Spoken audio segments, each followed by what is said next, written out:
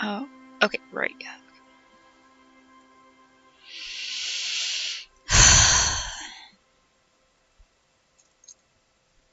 Okay. Last time I had just talked to those music kids. Found out the programmer working with, what were they called? Fortress Accident. Alright, I was gonna try to talk to that one kid again. This guy. The young man with the tape recorder acknowledges your return. When he looks at you, he squints as though you were the setting sun. This is hardcore. Say nothing. Hardcore! Still say nothing. Hardcore to the mega. Also say nothing. Internally coherent. I was wondering if you knew who killed the mercenary hanging behind the Whirling in Rags hospital. Good morning, yeah. 1, 2, 3. Yeko Kata, the place to be. Okay. Why is this Yeko Kata the place to be? What does that mean? Yeko Kata is a hardcore place.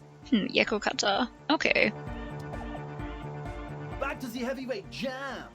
Says the young man with the tape player and the large Boyardero boots. Lung-shaped trees sprout on a silver belt buckle. Huh. Hardcore! Hardcore! Hardcore to the mega. I'm just gonna let him be Internally hardcore. coherent.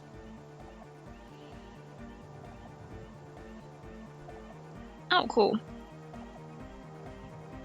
Death is absolutely great. Internally coherent. All core! All right! Yeah! Also say He nothing. furrows his brow as his very large head traces the sublime invisible movement of the music in the very real air of the stuffy tent. Hardcore! Ah! He lets out an agonized roar with a feeble-ish, obviously not too bad hardcore beat below. So hardcore! Is it though? He stops dead in his tracks, tilting his head to the side. It is! What is it? I mean, really? He tilts his head to the other side, like an owl. Feels like you should reply with the very pinnacle of idiocy here, so that things get totally transcendent. But you haven't gotten there yet, so you don't know what to say. I was thinking that too! I am the mic enforcer. I am the chick's checker. Yeah! Alright. We're close. Says the young man with the tape player and the large Boyardero boots. We're close. True, hard, full core. Hardcore. Hardcore to the mega. Internally coherent. All core. All right. Yeah. He furrows his brow. Hardcore. Ah. So Is it hardcore. though?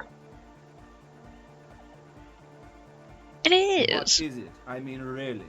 Feels like you should reply with the very pinnacle of idiocy here. So I that haven't things gotten get there totally yet. Transcendent. I don't know what to say exactly. Under the radar. Over the top. Alright. Maybe I should try again, when I know what to say.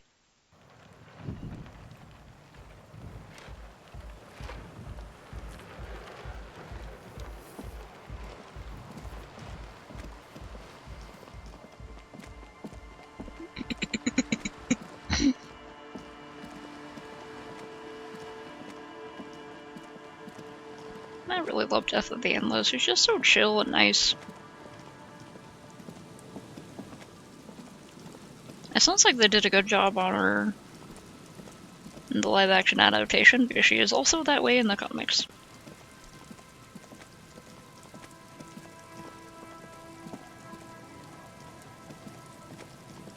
Did they do that line I really like? You got what everyone else gets, you get a lifetime.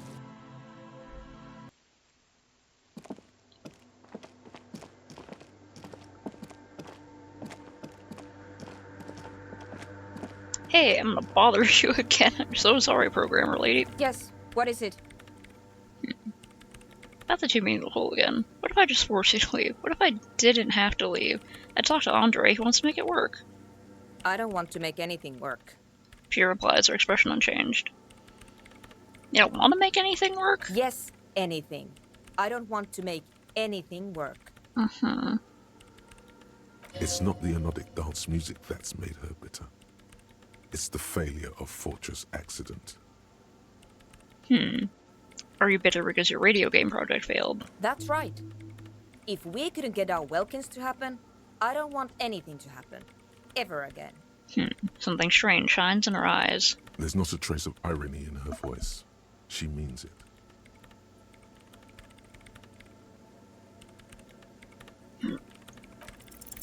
Easy. Good. When her research is done, she can move out. Listen, about your research, you mentioned earlier that it's not going very well. Maybe I can help with something. What? No, I don't really need any help with the project. She looks up from work disoriented. But if I could help you finish the project, then you wouldn't have to live in a church next to the Boom Boom anymore. Just think about it. She thinks about it. A glassy look in her eyes. A gust of wind brings more snow in from the broken gallery. It touches her hair. Hey, nice. I'm glad they put in one of my favorite lines. One of the most iconic moments from the comic, where she is bringing a baby to the afterlife. And she can, like, talk to the baby's consciousness or something, I guess. It's represented in the series. Because the baby is like, why do I have to go so soon? And Death is like, well, you get what everyone gets. You get a lifetime. And it's like, a lifetime can vary differently. And I'm just like, that's really sweet. Alright. Bring me the game's offsite copy from my old workspace, if you really want to help. It's stored on a filament memory, and I'm unable to go and fetch it myself. Do you mean the Studio Fortress Accident commercial area? Yeah, that's the one. You can get in through the bookshop.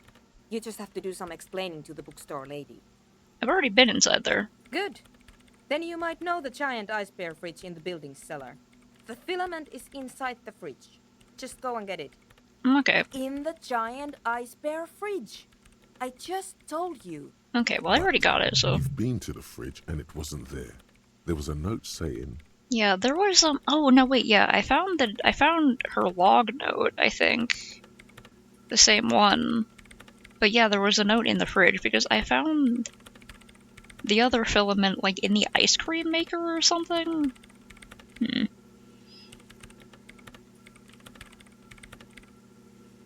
Right? It's like, I really like the fun classic skeleton robe with a scythe depiction, just because it's cool and metal and fun to draw.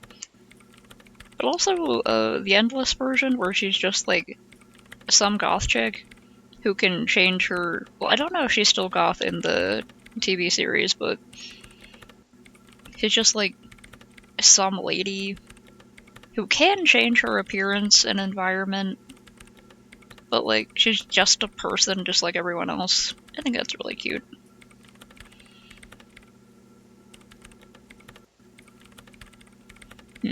Yeah, so the offsite copy had been moved to a safer place. Can't you go in the building? Can't, so... Wait. A note from whom? She freezes. Did it specify where they took the filament memory? So the off-site copy had been taken to a nearby ice cream maker, then it was signed by someone named Sulislow. Zawiza. Of course. She Our relaxes. project lead, Suliswov Zawiza. God, he was always so hell-bent on keeping the copy somewhere safe. And feature creep, and the Valley of the Heads. She mutters. Like it would have made a difference. The offsite copy was perfectly safe when the data loss happened. That data loss was anomalous. She crossed her arms defiantly. And the heads... I won't even get into the heads. Millions of them. Go find that copy from that ice cream maker, will you? Thanks. By the way, we put a dead body in that fridge. I don't think she needs to know that. I found the ice cream maker, but I couldn't get it open. It's completely frozen. This is getting ridiculous. Can't you just defrost it? Or, I don't know. I don't know about the ice cream maker. Just figure something out. Okay, yeah, it is completely frozen. I was just gonna, like, wait for it to thaw? Yeah, I guess I'll try to see if it's more thawed up when I go back over there at night. But, yeah. There's a solution, but she doesn't want to hand it over to you yet. It's a thing. Something she holds dear. Why can't you go get the The filament? bookstore lady hates me. Says I'm part of the curse. Whatever that means. Why does she think you're a part of the curse? Because she's from Martinez, and people from Martinez have never ever seen a radio computer. She thinks it emits elemental evil. That's a bit biased, don't you think? Yeah, people in Martinez don't really like to get with the times. Don't be too harsh, that's only because of their socioeconomic situation. What if it does emit elemental evil through your eyes? Don't be too harsh. Yes, but she literally started praying for the higher powers when she first saw my Reim Civic. I'm not making this up. Okay, at her specifically, I would believe it. The lieutenant coughs like he's amused. Oh, cool. Man, yeah, I gotta check out the Sandman, like the Netflix series, and Dead Boy Detectives. Currently, like, I'm not sure if I'll have to find it from other sources, but the only access to Netflix I have right now is on my friend's PS5 that is attached to the living room television. So I'll have to specifically, like, be watching that when, like, both the housemates are at work and no one else needs anything on the TV or the game system, so it might take me a while, but maybe I can start a habit of watching, because the episodes are really long, right? Or Dead Boy Detectives, at least, so I can try watching that, like, maybe 1 or 2 episodes at a time while they're at work. I'll figure it out. My tenant coughs like he's amused. Once I came in one morning, only to find that my terminal was full of those strange trinkets and amulets. Wards. It looked like some Semenine magic. Alright, I'll go look for the copy. Thanks. She thinks for a moment, reaches behind the radio computer and hands you what looks like an oversized pry bar. And here's my Qualsund multitool. You might need it to hack loose some ice. It opens everything. If you get me the offside copy, then you can keep the Qualsund. Cool. It hurts a bit for her to say this. She's not too happy to be parting with the Kvalsund. Alright. Cool, so that's something I can go do when I go over there. What is this? Someone's siphoning electrical current from outside into this antenna.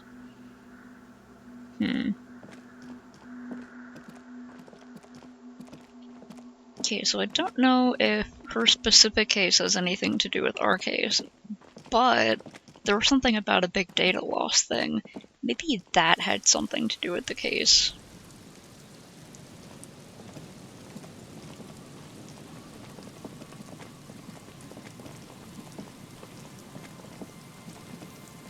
Oh yeah, I went up here, right?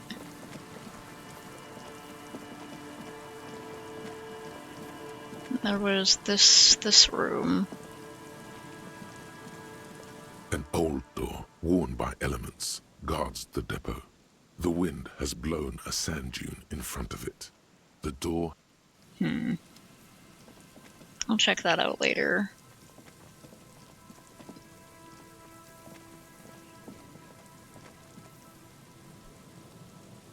Oh yeah, they did that with their own colors and everything.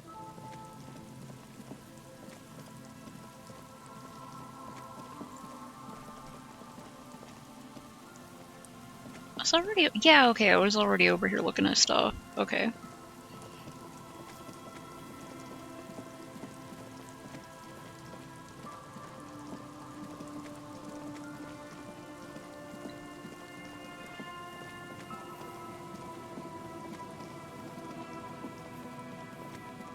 Oh, right, then I get, like, stuck over here. There's this thing. Did I not see that before?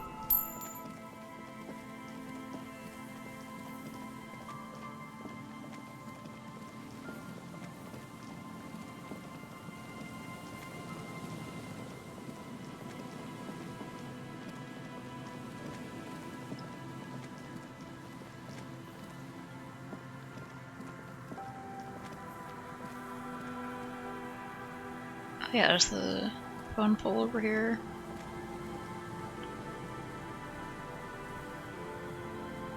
Now that I know my name, can I ask them about You that? pick up the handset. There's a tone. The machine is operable. Dial that random number. Calling. Still calling. This feels wrong. Should you be doing this? I don't know. End of tone. Someone picks up. Pierre? Is that you, Pierre? The voice is female and sounds about 100 years old. No, this is not Pierre. Do you have any news about Pierre? Who is Pierre? Freaking Pierre is dead. My sister's grandson. He used to visit me as a lad. Fine young man. Aw. But who are you then? A salesman of some sort? Modern goods are rubbish, and I can't afford them anyhow. It's a shame what you did to our country. The woman moans and the phone lines howl in unison with her. I'm not a salesman, I was just calling a random number and so you somehow ran with it. Yes, I'm a salesman. What exactly did we do to your country? I don't know who I am, but who are you? No, I'm a police officer. I'm not a salesman, I was just calling a random number. This is because we are bred to be leaders. I What? can hear the common or mixed background from your voice. Oh god, I called the weird old racist lady. I just so wanted it to be Pierre. Have a pleasant evening, prankster. Disconnect tone. Okay, I'll just leave. I didn't know if he was gonna call the video store again. What's right there? Oh, that like overhangs that, huh?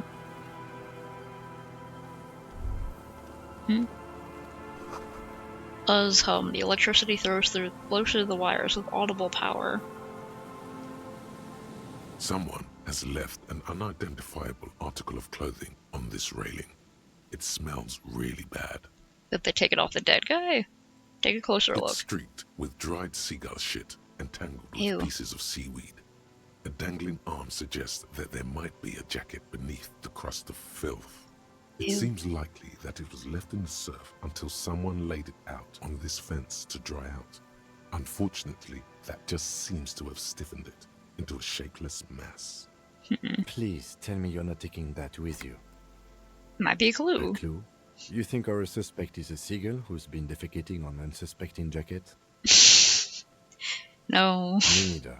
You Okay. should still take it.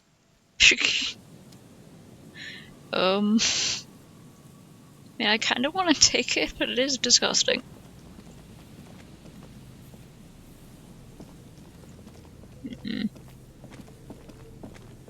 Okay, wait, what was over here first?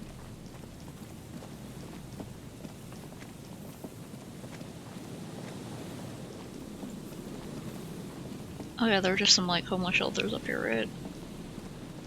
Oh my god, this area is huge. What is this?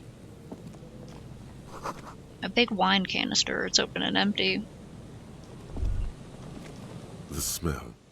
It's awful and familiar. It is awful. Cover your It nose. doesn't help. You can still smell it. Ugh. Keep it in now. Don't overreact. Cat, Breathe. what are you doing?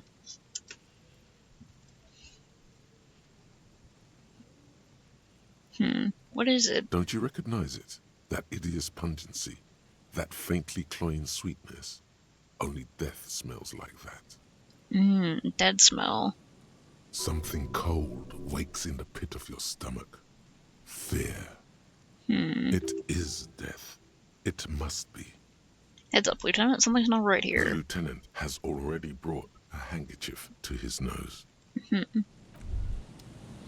it's just a seagull or something. Careful there. These little birds look rotten and weak.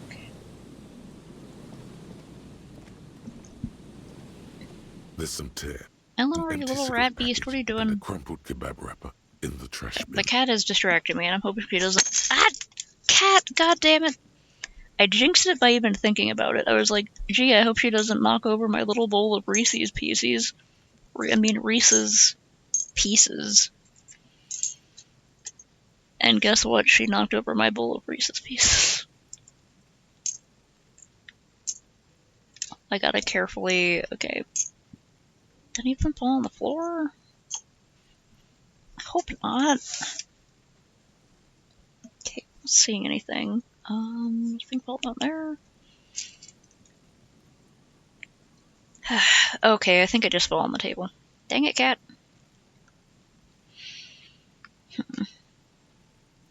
Some tear, an empty cigarette package, and a crumpled kebab wrapper. Examine the tear. 2 empty bottles of Tallulah vodka and a can of black potent porter. Is all No, there's more in there.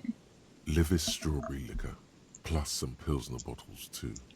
Better not pick them up. They seem unhygienic. Huh. A tragedy. Lieutenant looks in the can, eyes watering from the smell. He shakes his head with genuine sadness. Examine the cigarette package. Whoever tossed it here was a heavy smoker.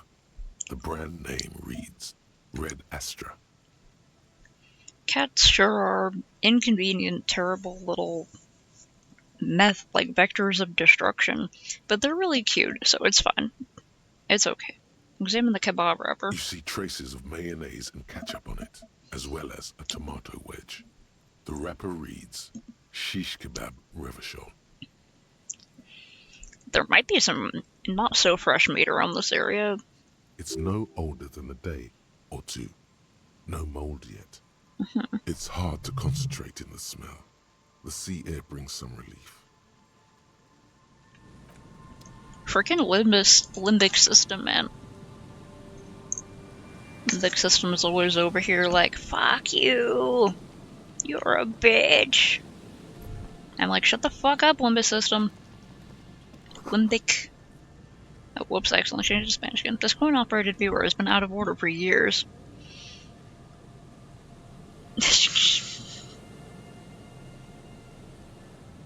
How did I not notice this dead guy? Assuming he's dead. Lies on Yeah, the he's boardwalk. dead. His limbs bent and neck turned at an unnatural angle. Right next to him is an empty bottle of spirits. In his cramped hand, a chewing gum wrapper. Half of his body has slipped between the cracked boardwalk, starting with the right leg.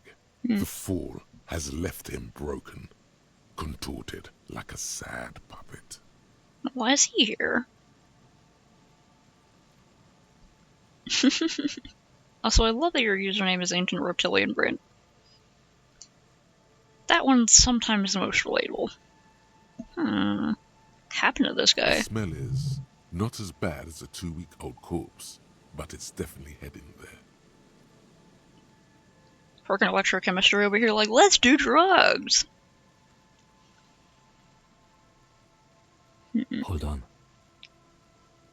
The lieutenant squats down next to the corpse and examines his face. 2 bulging eyes stare back at him, void of any signs of life. Lividity is faintly pronounced.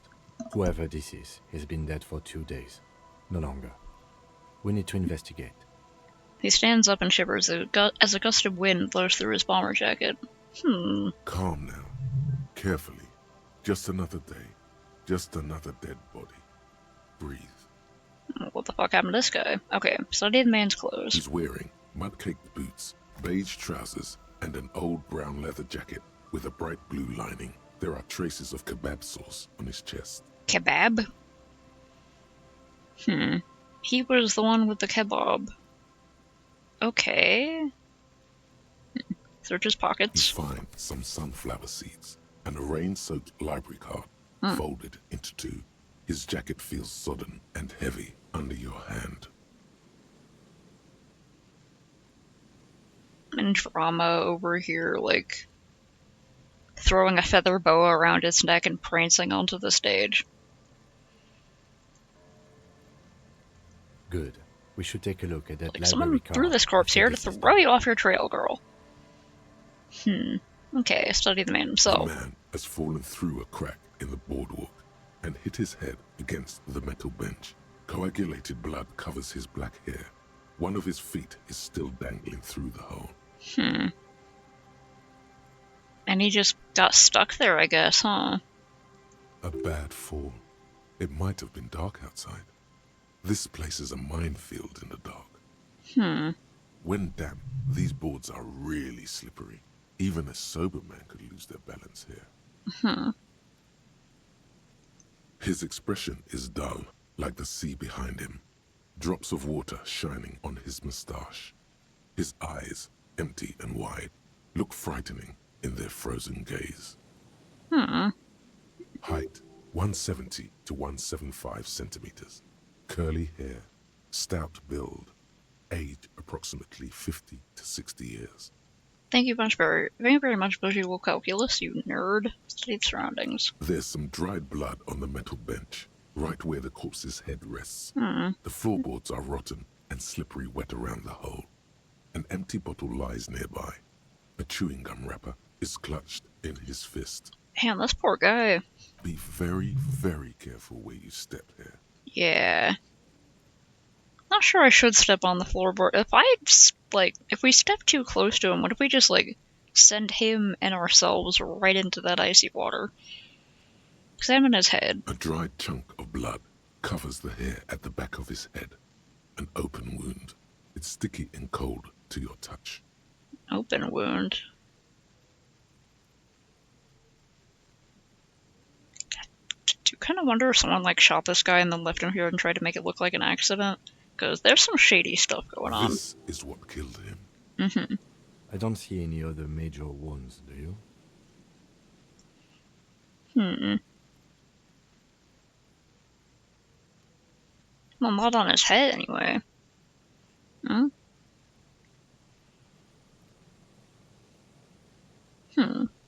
know Desire is a dramatic bitch, but I don't really know if they're an antagonist. Maybe in the television series, but I can't remember if they really had that role in the comics. Well, I don't know. What if his leg is messed up, but we can't see it under Seems the like ground? the head wound was fatal. It's exactly the shape of the bench. Okay. Examine the bottle. A .75 liter Tallulah vodka with its cap missing. There's hardly anything left inside. Tear all around us. He looks at 2 other bottles near the coin-operated viewer, then at your yellow plastic bag. I'd prefer if you didn't collect them this time. It's not proper. Okay, man. Yeah, that's evidence. True. It feels disrespectful. Examine the chewing gum wrapper. Grabowski spearmint chewing gum. Green leaves on the cover. The man's mouth is half agape from the terror of the fall. Looking. The Oh, hi, blackness Burfy. of death. Stench. You think you see white chewing gum too? Confirmed. Nearly the whole pack is there. Solidified on his lower rear teeth. He had that much chewing gum at once? Did he, get drunk, eat too much chewing gum, and start choking on it and, slip or something? He ate the whole pack, right? It's to cover the smell of alcohol. Ah, okay. Oh, yeah, because it's The worst thing spearmint. is, Bro, if you're drinking that much, I don't know if it'll help. I've seen it before. Almost the same scenario. Even the chewing gum. It's always the same. I'm gonna be careful about the floorboards and just step back. The entire boardwalk creaks in the wind as you take a step back. Who is this guy? Looks like one of the locals. He'd have to know this spot to come here. You don't just walk over here. He looks south the way you came. You should probably find someone to tell. Maybe someone who's been looking for a husband for 2 days? Where was that one lady? Congrats on your twink. And also on drawing something. I've been meaning to just, chill out and to draw something really self-indulgent, but I keep, feeling like I should be doing other things. So, hopefully once I do enough other things, like organizing and cleaning around here and stuff, and some more paperwork I gotta do, maybe I'll be able to draw better. Or, easier anyway. But that's just a lazy assumption. What do you think?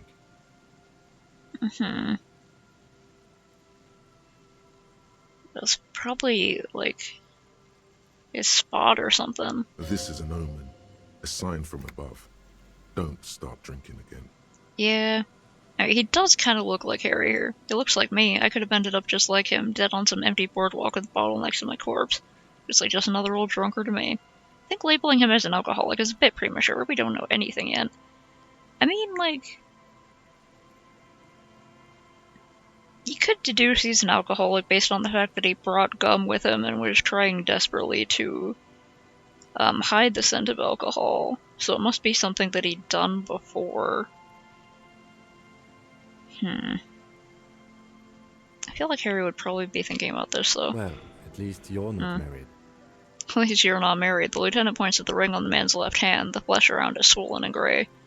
Might be too soon, man. I think Harry has an ex-wife he's all bent out of shape over. Or what if you are? But let's try to not run ahead.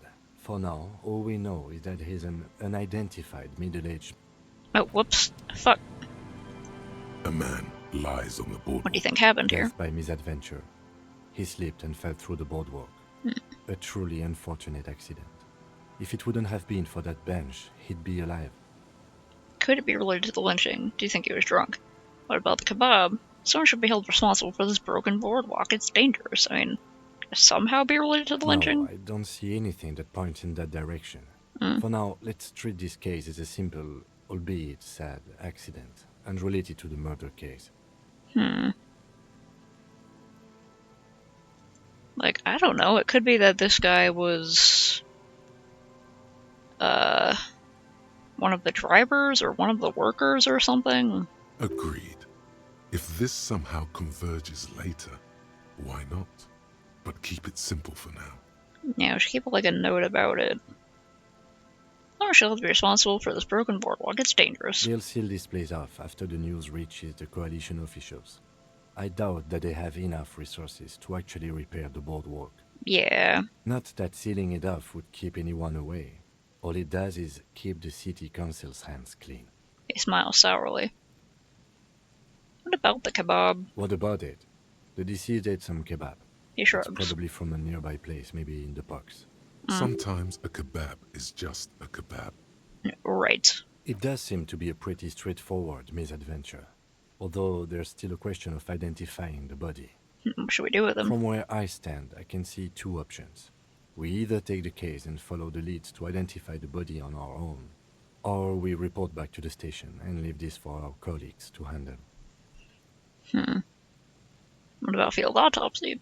A field autopsy isn't necessary if the cause of death doesn't appear to be criminal, and this looks like a simple accident to me. Yeah. I'd say we should just write down head trauma in the autopsy report and leave it at that. It would save us at least 2 hours of unnecessary work. Yeah, you're right. Good call. The guys at processing can take care of the rest. We found him, we should finish him. Let's leave this case with the station. I don't want to spend time on it. Don't take the case. It's only so much time to decide how I want to solve this case.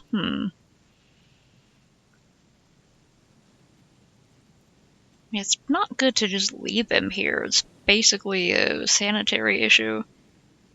And what if he, like, slips through the board somehow, or the rotting boards just, like, fall apart under his dead weight and he just falls right into the water and you lose him? Then you can't, like, I don't know, give the body back to a grieving spouse or something.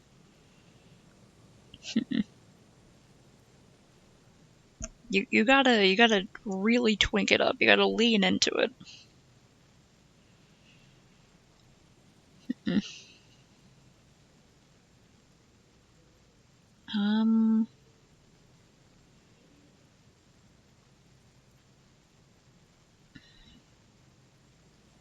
I probably should leave it for the station. I want to take the case. Alright, we should first examine the library card you found. Then we can call the station from my kinema. Let them know we are taking the case. Kim, you are way too patient with me, you know that? Gee, it's like raining pretty bad now.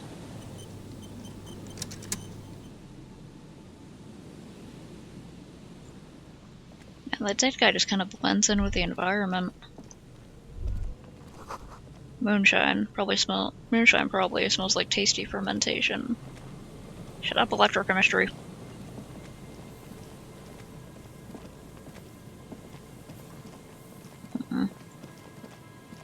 I wonder if it was one of the people in tents over here. It seems like there were some old settlements set up.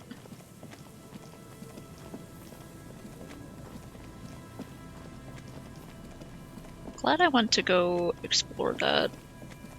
What is this giant building? Bars cover these long, dusty windows.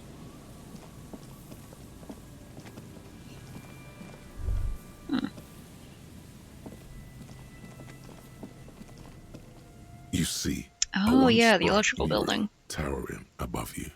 The signage has peeled off over the years, but you can still make out Feld Electrical R&D. A slogan used to intertwine with the loops a long time ago. Now, only a shadow of peeled letters remains. It says, "Tomorrow is just a whisper away." Tomorrow's just a whisper Looks away. like tomorrow never came. The lieutenant raises the collar of his bomber jacket. Wait. Hello, who are you? And Mikhail noticed the windows, especially with how there are no windows on the south side. This was to deal with. A blond man stands next to his son, pointing to the weather-worn ruins. He sees you approaching and smiles. You officers, come to investigate the historic subtext of West Martinez? I'm Tran Hailostam. You must be Kim Kitsuragi, right? I was just telling my son about this building. Not a lot of people realize the historic significance here. Very rich in hypertext. Nice to meet you. You and Kim know each other? Also, hypertext? Yes, hypertext. Young Carp and the collection of cultural hyperlinks. He says, as if it's self-evident. What was that about the windows before? Oh, yes. So, Mikhail, they had to deal with monitor glare, especially in the summer. They still had vector monitors back then. That was 49 years ago. So they didn't have windows on the south wall. Oh, that makes sense. You and Kim know each other? No, I can't say that we've met before, but I've heard of Kim, of course. Mikhail, say hi to the officers. He rests his hand on the boy's shoulder. The child stays hidden behind the hem of his father's coat, clutching to his worm-themed coloring book. Mikhail's a little tired today. We spent all night trying to run Orbis on his radio computer. Have you heard of it? It's a programming language used in Grad. Quite tricky, but he wanted to play this Grad-made adventure program. We've been getting really into worms lately. But I assume you're not here for giant worms when there are so many real things to see. Just as I was telling Mikhail before, this is where the Coalition landed in 08. We could be standing on what is the most interesting landmark in Revachol West. He points to the building again. This man is your half-brother. You feel it. But why? You look like someone who has money. Do you have any money? What's so fascinating about an empty old building? Well, I mean, empty old buildings are fascinating. I do kind of want him to tell us more. Aha! But it's not just any empty old building. He raises his hand to his eyes to shield himself from the freezing snow. All four of you turn to admire the mural before you. What not a lot of people know is this used to be the R&D department of Felt Electrical. And Felt, which now sells ink cartridges mostly, was once a top dog in the turn-of-the-century cybernetics boom. Hold on. What's R&D? Research and development, right?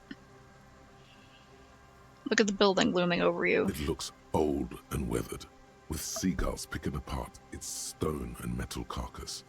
Bushy undergrowth has taken hold of the collapsed rooftop. Some kind of bird has set up a nest on a broken windowsill. Might as well be honest and ask. Apologies, it's an acronym for research and development. They don't use it anymore. He smiles brightly, laugh lines around his eyes. You're probably more familiar with RTD, Research and Technological Development. Maya Kalpa, you are not familiar with that one either. This man is a bookhead. Even Encyclopedia is like, look at this nerd. I don't think I've ever heard of this spelled electrical. That's not surprising. Only a vestigial ink cartridge and ferrotape manufacturer remains. He adjusts his suit jacket. They started out as a midway electronics outfit in Königstein 2 centuries ago. After an aggressive move to Revachol, Feld became a global player in the emerging personal electronics market of the pre-revolutionary era. Still, Tricentennial was beating them in business machines. But Feld had an ace up their sleeve, or should I say they were developing an ace up their sleeve. I'm mixing my metaphors here. Okay, what was the ace? It was here in Martinez, possibly in this very building, that they developed prototypes for a tape computer. A tape computer. An elegant folding mechanism of rollers and ferrotape ribbons, portable enough to be a take-it-home solution. Golly. Revolutionizing business machines, possibly even bring them to the average consumer. Which is a feat of engineering even today's giants, Rehm, ICN, and ZAM, haven't achieved yet. He grins, admiring the sentence he just produced. Indeed. What happened? What? revolution! The boy wipes his nose on his sleeve. Unfortunately, the Uh-huh. Moonshot project never made it to the market. He nods. Feld's move to Revachol backfired. The revolutionary government liquefied their assets and Mm. expropriated those very advanced prototypes. Possibly from this very building, or one of the adjacent ruins. He pauses, pointing to the other building, then continues. All of this was built by Feld, even the boardwalk. Wild Pines built Martinez proper as a resort for their middle management. Feld built this side of town for R&D. Wow, really, went to shit, huh? You're saying that Feld Electrical built this boardwalk, look under your feet. What happened to the engineers, the company people? What did the revolutionaries do with those advanced tape computers? How did the tape computers work? They work like radio computers. What happened to the engineers? Oh, I'm afraid it didn't end well for the boys. Hmm. But this story is a bit too dark for little Mikhail here. Now, if you were to ask about tape computers... He smiles again, as if he's somehow personally responsible for this bleak turn of events. He means that the boys got shot by the communists. The boys were bourgeois. Hard to make it. He means they all got shot in the head because they were bourgeois. Now do you know what the bourgeoisie? Tape computers, right? Tape computers.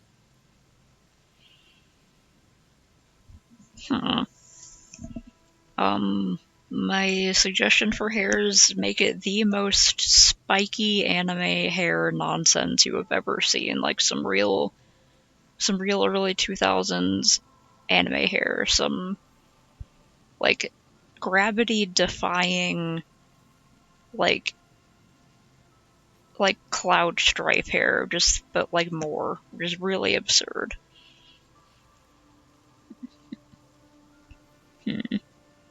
What did the revolutionaries do with the advanced tape They computers? used them for military communications, Hmm. but also to write and send out press releases. The most notorious example being Le Décret de Mars. He says, while his son looks up, idly chewing on the corner of his worm-themed coloring book. Worm. What was Le Décret de Mars? What's the Mars Decree? I mean the radio transmission sent out to news agencies and world governments by the newly created Commune of Revachol on the 7th of March in the year 02.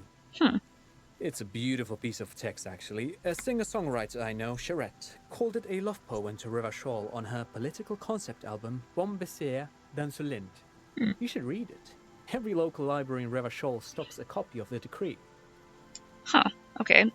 I tried to get Mikhail to memorize it. Tried to. Someone was much too interested in worms to be paying any attention. He looks at his son, who starts giggling, his face hidden behind the book. The kid takes a peek at the green and silver worm on the cover of the book, already forgetting about this part of the discussion. How did the tape computers work? I'm actually pretty interested in the technology of this universe. Actually, no one knows. No one even knows what a computer made entirely of tape would look like. But word has it, they were very elegant, exquisite, alien-looking turn-of-the-century hardware. He raises his finger, remembering something. 10 years ago, I did a little freelancing, I guess you could say. I was a special consultant for an exhibition at the Wompty Dumpty Dum Center in Vredefort, Oranje. Humpty It Dumpty raised the Dum. same questions, and we had lengthy discussions with Paul Ockerman, who was head curator at the time. This was before the twins Keith and Guy Juice joined the team, trying to... Wait, did he just say Wumpty Dumpty Dum Center? Yeah, Wompty. Go back to Wompty Dumpty Dum. He did it. He said Wumpty Dumpty Dum Center, like it's the most natural thing in the world. You're so right, Suggestion. He did say What it. the hell is a Wumpty Dumpty Dum Center? And who the hell are Keith and Guy Juiced? The Wompty Dumpty Dum Center, Paul Walkerman, Keith and Guy Juice. What are you talking The about? Wompty Dumpty Dum Center for Contemporary Arts. The exhibition itself drew on Lagerman's notion of memory, and so there were some parallels. That's why the head curator, Paul Ockerman, chose to... You're making this up. Turn to Lieutenant Kim. Is he making this up? Come on, there's no place called the Wompty Dumpty Dum Center. Is he making this up? In fact, I'm not. The Wompty Dumpty Dum Center He says is a place casually. you can visit if you're ever in Vredefort and are ever in the market for an exhibition space / contemporary art research center. Cool, thanks. But perhaps I should return to the tape computers. As I was saying, the device itself was very elegant, fragile even. One could write directly on the tape using a special chemical solution. The machine would then analyze the handwriting, perform operations, and project output onto a white screen. It was a beautiful, delicate thing. Right, this game will be over here with, like... It will get serious, and then, right in the midst of the serious, you'll be able to just be absolutely silly.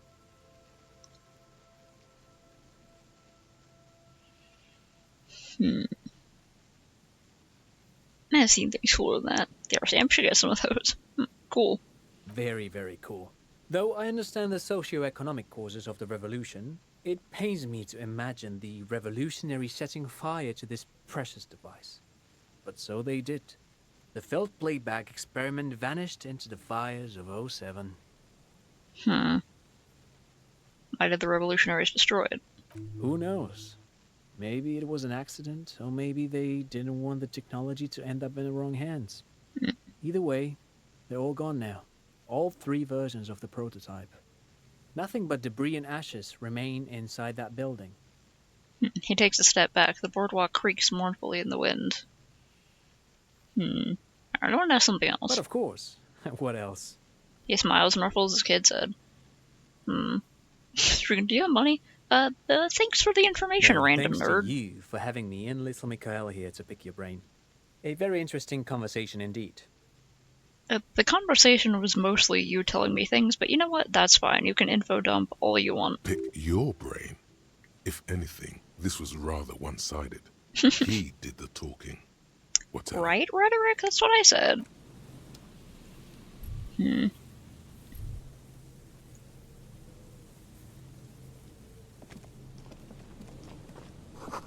Another power box. It charges nothing now. It's empty.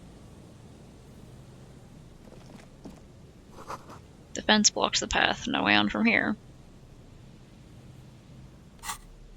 But, wait, what is this thing? Oh, yeah, the library card. Fuck.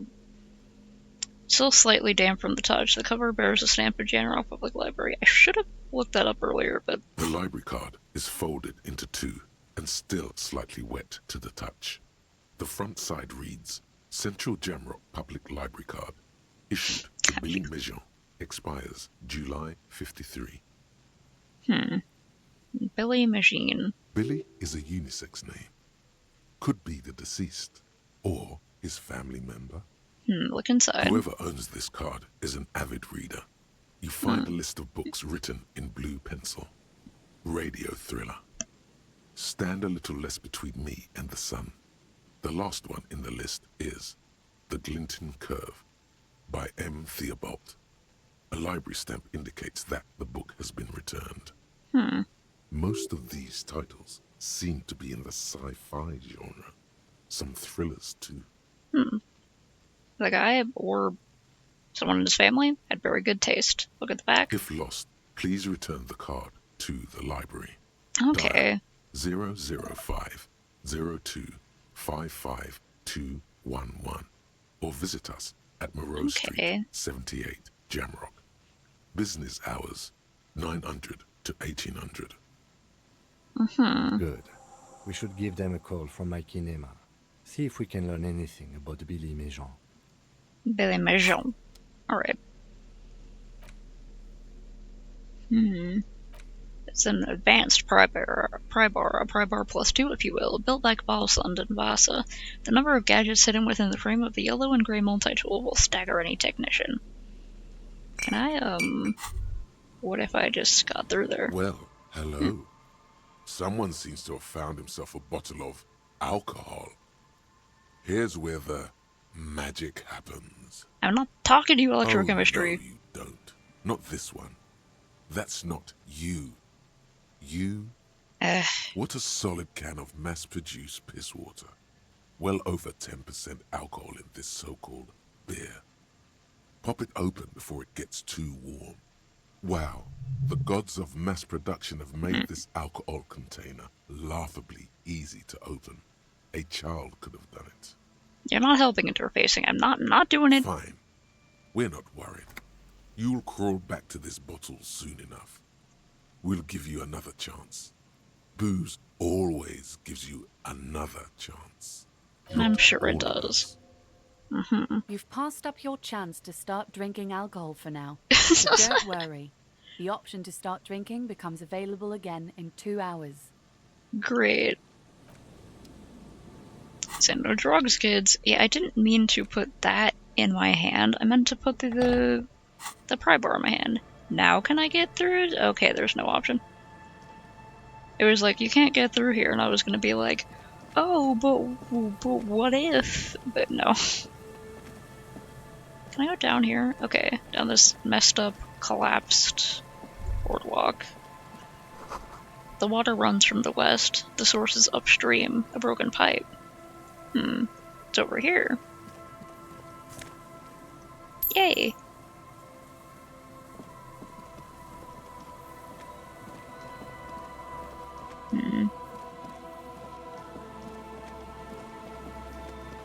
Oh, okay, I think I passed over there before. This looks slightly familiar.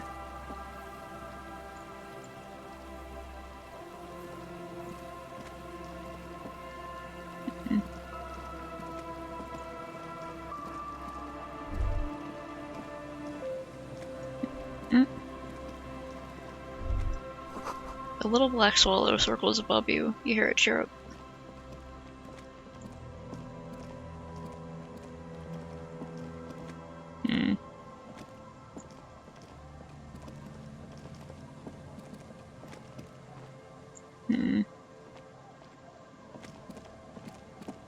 What's up? What's up there? Can we, like... Yeah, I guess there used to be a bridge, and it is gone now. Can I, like, go over there? Ah. Oh, wait, there was a thing here? I didn't even see that. I have not yet gotten my gun. I feel like Emperor Claire is holding it hostage. That's just kind of what I'm expecting to be happening. I'm just dragging this massive pry bar around.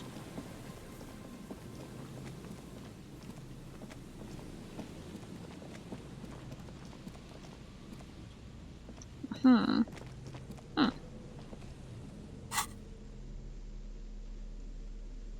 like to have this in my hand when I'm talking to people. 2 different alcohols. We are not doing the alcohols. Tiny cages carefully constructed. Hello, you trapping? Here we go. Nice and easy. We found Moral. No Cool. way out, little guys. Not out of this jam. Alright, they're looking for really tiny creatures, of There's a course. cylinder on the ground in which the man is arranging some netting. It looks like some kind of trap. He notices you. Who's there? Oh, the police. Hello, officers. Is that the police?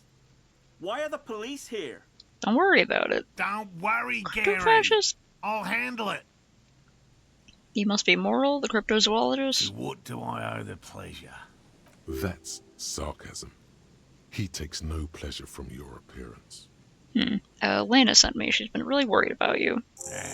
Of course. Thank you for passing along the message. That damn water lock is broken, and we can't go all the way around the A81. Yeah, that was me. I broke the water lock with my motor carriage, but it's fixed now. You can go back. I'm just gonna not let them know that the water lock has been fixed. It was fine when I crossed it. Withhold the whole good. story. We should really be getting back. Gary could use a hot shower and a warm bed. A warm bed. Did he say we can go back now? What if you do intentional Caillou fan art? Will it turn into another character? Yes, Gary. We can go soon. If you see Lena, tell her I won't be long. Okay. Sir, your wife is waiting for you. I just have to do one more round. See if the phasmid has taken the bait. Then we're going. He refastens a bit of netting that has come loose in the wind. For all his passion, this man is diligent and patient. You could learn things from him. Yeah. Tell me more about these traps. Well, He They points may at not look impressive, but Lena designed them quite cleverly, so I'm sure they'll do the trick. He points at the cage of mesh and wiring on the ground. Lena designed those? Yes, He says with some pride. How do they work? simple. Attracted by the locusts, the phasmid crawls down the funnel and, having eaten its fill, can get back out. Oh yeah, that kind of trap. Okay. At least, that's the intention. The net isn't a perfect solution, but we didn't want to use anything that might damage the specimen's delicate exoskeleton. Okay, well, he said he's using locusts, so... Okay. Yes. What? How do you become a cryptozoologist? I've just always liked animals and puzzles. Searching for cryptids is a bit of both. So you're living your childhood dream out there. That might seem condescending to him. Why not just be a zoologist? Real animals are puzzling too. Have you ever discovered a cryptid? Thanks for explaining that. Now something else. Yes?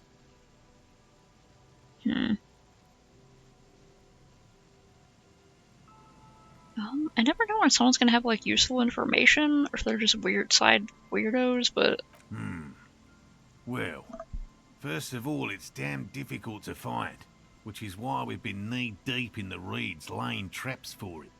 Aren't there more sensational animals out there? What makes it so difficult to Good find? question.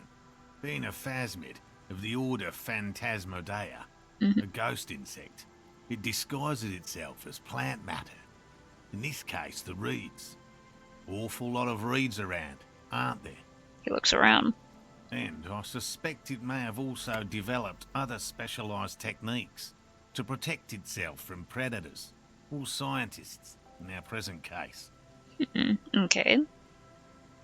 What sort of specialized techniques is the phasmid using to hide itself? How big is this phasmid?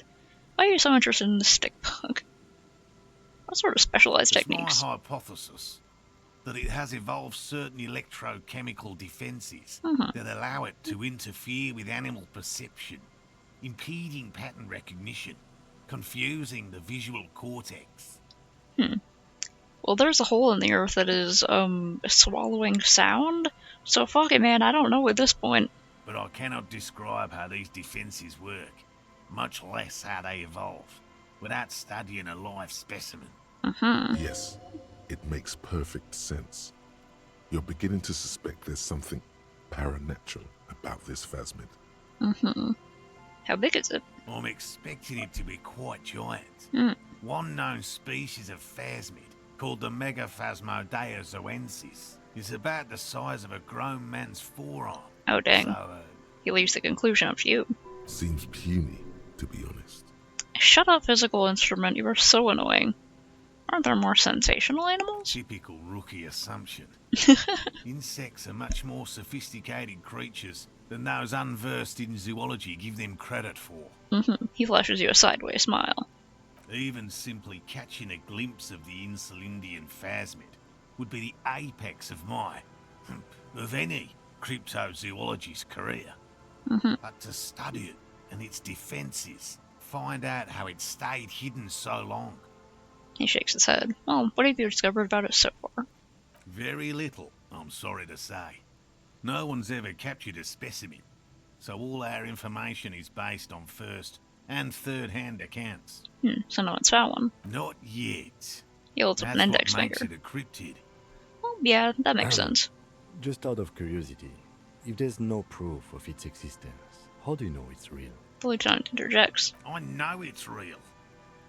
The cryptozoologist said, brusquely enough that even he seems taken back by It's it. clear that his obsession with the phasmid is driven by something more than the pure pursuit of scientific advancement. By which I mean, I've heard enough first-hand accounts to believe quite firmly that the Insulindian phasmid is more than mere superstition. He says, gathering himself. Lena said there has been a sighting of it here in Marnaise. Yes, the most recent sighting was by a couple of teenagers along the coast here. That's what brought us to Martinez specifically. Teenagers. Known for pranks. Hope they weren't messing with you, man. I mean, at this point, this game is so weird, I have no idea if they're actually real or not. It's the first credible sighting in several decades. Admittedly, it's an unusual location for this species, but with all the sewage runoff upstream, it probably doesn't matter much anymore. Maybe the Insulindian phasmid has died out. I have to resist the thought. Such an extraordinary creature is doubtlessly highly resilient.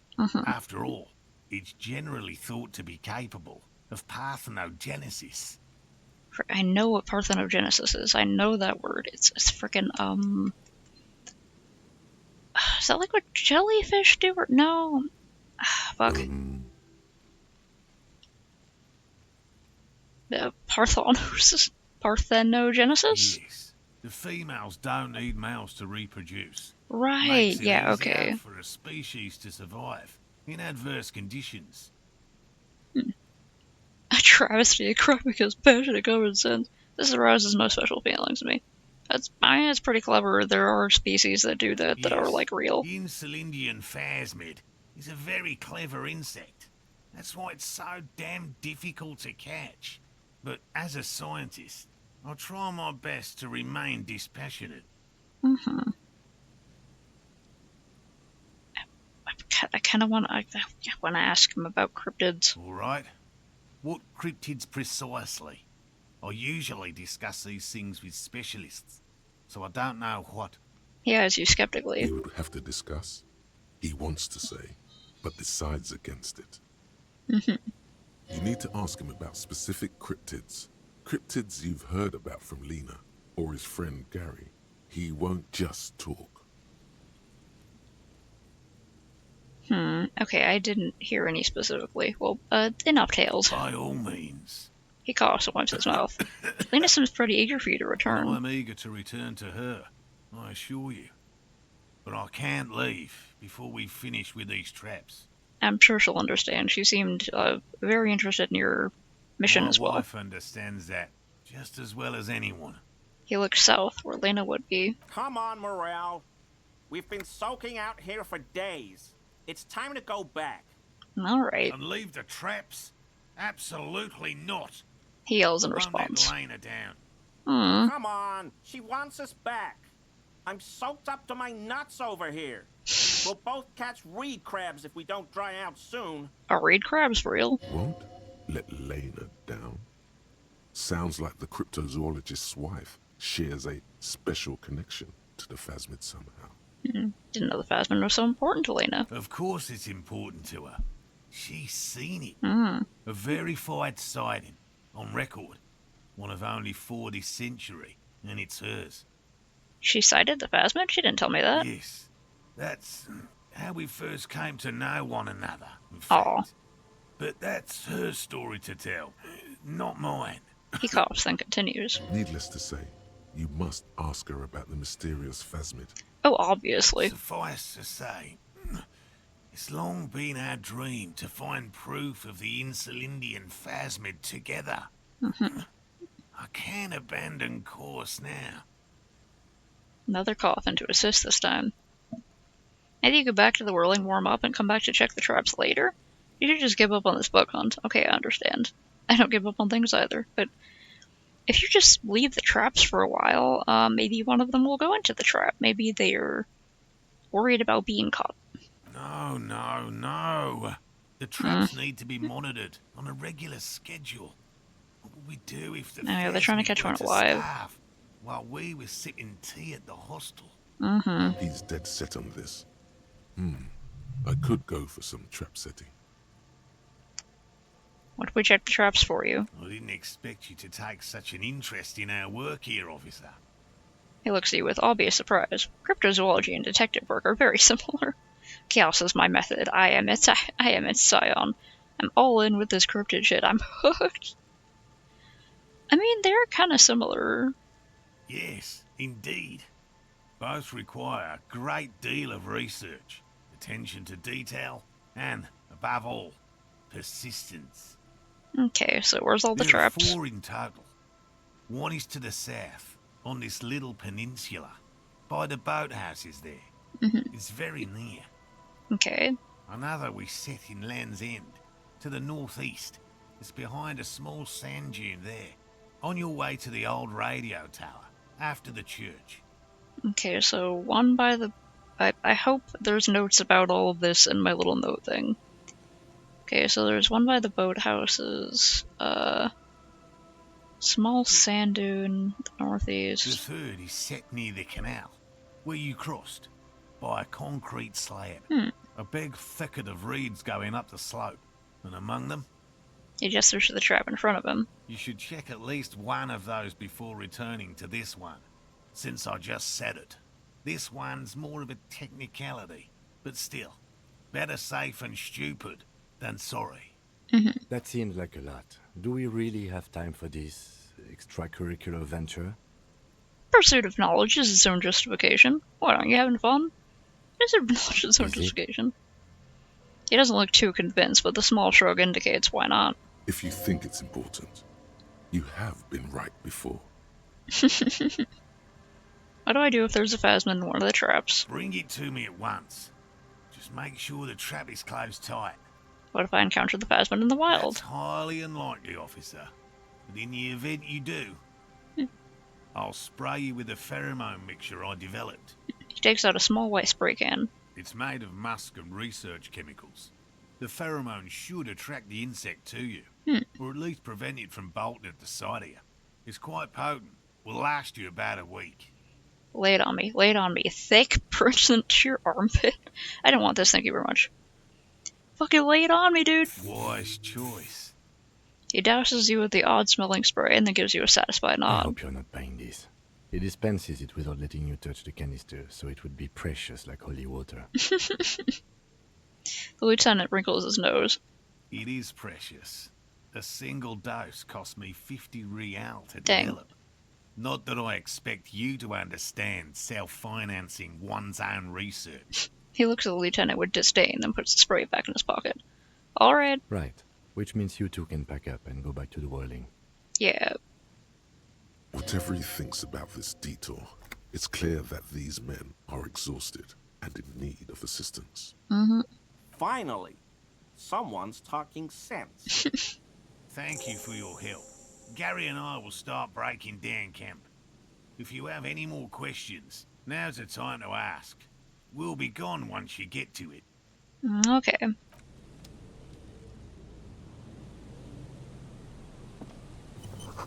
These soggy logs smell of ignition fluid. Still, they won't light up. Okay, let's talk to this weirdo. Hello, I'm Gary. Very generous of you to help us out, officer. Your nose stuffed up, Gary? Yellow man. I mean, officer.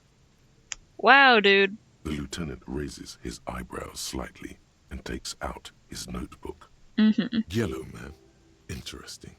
This is something to ask him about after a little probing first. You know anything about this mug I I'm found? just waiting for my friend Morel to finish up with his insect traps so we can return to civilization. He quickly changes the subject. Not a lover of the great outdoors. Yeah, I'm more of a city boy, too. I like Outdoors. nature, just not this bloody coast. It's mostly drunks and degenerates that come here. Drunks and degenerates, that's my crew. Sadly, I think I might be a drunk or a degenerate, maybe even both. Nobody's perfect. I'm sure you've been tempted to drink. Oh, I've been tempted. He nods gravely. But someone has to stay strong for Revocol. You're not even pronouncing it right. His gaze shifts to the pile of soggy logs at his feet. He pronounces Revocol with a hard K, unlike other people. He said Rebacol? I like to pronounce it the hard way. Ugh. The old way. The Vespertine way. He nods solemnly. He winks at you, trying to relay some hidden message, inviting you to mispronounce it too, perhaps. It's odd. It's kind of weird dog It's whistle a shit. secret rite. A very fringe nationalist handshake, probably. Seems like it. Do you know anything about the man hanged behind the whirling rags? Oh, so that's what the RCM in Martinez is about. Great. Great to hear someone's finally taking care of that. He nods in sincere approval. So you do know something about it? No. Nothing. He was some kind of mercenary. But everyone here knows that. I'm just glad to hear you're looking into it. That's He all. shakes his head emphatically, then corrects his tie. Is this your mug? My mug? Why would you think that? You did say Yellow Man. Seems as if you were calling to it longingly when you cried Yellow Man. I can see you recognize it. It's in your eyes. This kind of guy might have a collection of mugs like this home in his colonial mug collection. You said Yellow Man. That's not something many people go around saying. Really? I hear it all the time. All in jest, of course. Mm-hmm. No offense meant to anyone. Still seems suspicious. Did I mention this mug was found at the scene of a lynching? Alright, Lord Billy, but you look like the kind of man who knows it's a crime to lie to an officer. Okay, I admit it. I threw the mug Mm-hmm. away in the trash container behind the hostel. I know I shouldn't have, and I am very sorry, officer. He pauses. You're not going to find me, are you? I am for 20 real, for 100 real, for 250 real, the maximum. I kinda wanna find him. Nah, Gary, I just want information. I'm gonna find him for 20 real. Okay, I deserve that. And Yeah, I you do. won't do it again. He You accepts a have my slip word. of copy paper with a bow. I don't know what got into me. Stuffing my garbage in another man's property, it's... I've been having trouble at work lately. The Koikos are price dumping us out of competition. That sounds like some kind of racial What slur or did you something. do, Gary? Nothing. Just answering some questions. Helping out the law. How did you get into the trash container if it's locked? I know a guy who works with the trash collection services, CS Municipal. He gave me a master key for the trash containers of Martinez. Why would he give you a master key for all the trash containers? Why do you need to get in there? So I can use the Whirling's trash compactor to store my own stuff. He Garbage says. disposal is expensive as hell. The damn Bohemians run it like a mob. He says, bowing shamefully like a fallen knight. I'm sorry, okay? I thought I could cut costs. I shouldn't have. I shouldn't have disgraced myself. Disgraced? The lieutenant Only for raises his the eyebrows. histrionics, sir. It was, after all, just a trash container. He studies his reaction. Gary doesn't answer. Gary, did he put the clothes of a murder victim, the man who was hanging behind the whirling in rags, into that trash container? Officer, please. Let me explain. It's not like that. He raises both hands. Do explain. I was only cleaning up. I live right across the yard from where he was hanged, and I saw him stripped naked. All the clothes lying around in the yard, smelling. People are animals, you know? Sure, okay, then what happened? Then I came out to clean up the rags because no one else would. I put them into the Whirling's trash, along with a broken mug, admittedly. He changes his mind mid-sentence. Okay. I was coming to throw the mug away, and, well, I threw the mug there and the clothes too. Did you take any armor? Right. It was just civic duty. The lieutenant remarks drolly. Exactly. That's exactly what it was. Civic duty. As he shifts uncomfortably, a series of clicks, like the clinking of glass beads against one another as they roll across a hardwood floor. You've heard this sound before, but where? Don't know anything about the victim's missing armor, would you? Armor? No. I mean, yes. Of course. I know he was wearing armor, but I don't know anything about it. What's that sound then? That sounds just like the armor of the gloves I have. What sound? The clinking I just heard when you moved. Don't mess with me, I think you know what I'm talking about. I haven't the slightest. There's lots of weird stuff out here in the reeds, though. Insects, trash. Could be the wind shifting some garbage nearby. Can I try the other What option? sound? The clinking I just heard. Really? Fans his arms out slowly, and this time his motions are soundless. There's lots of weird stuff out here in the reeds, though. Insects, trash. Okay. I hope I could help your investigation, in my small way. He's visibly relieved it's over. Does this mean you were in his apartment, admiring his colonial mug collection? Perhaps it would be interesting to tell him. I could confront him about being fucking rude to Kim. Why is shifting around like that? Analyze Gary's composure.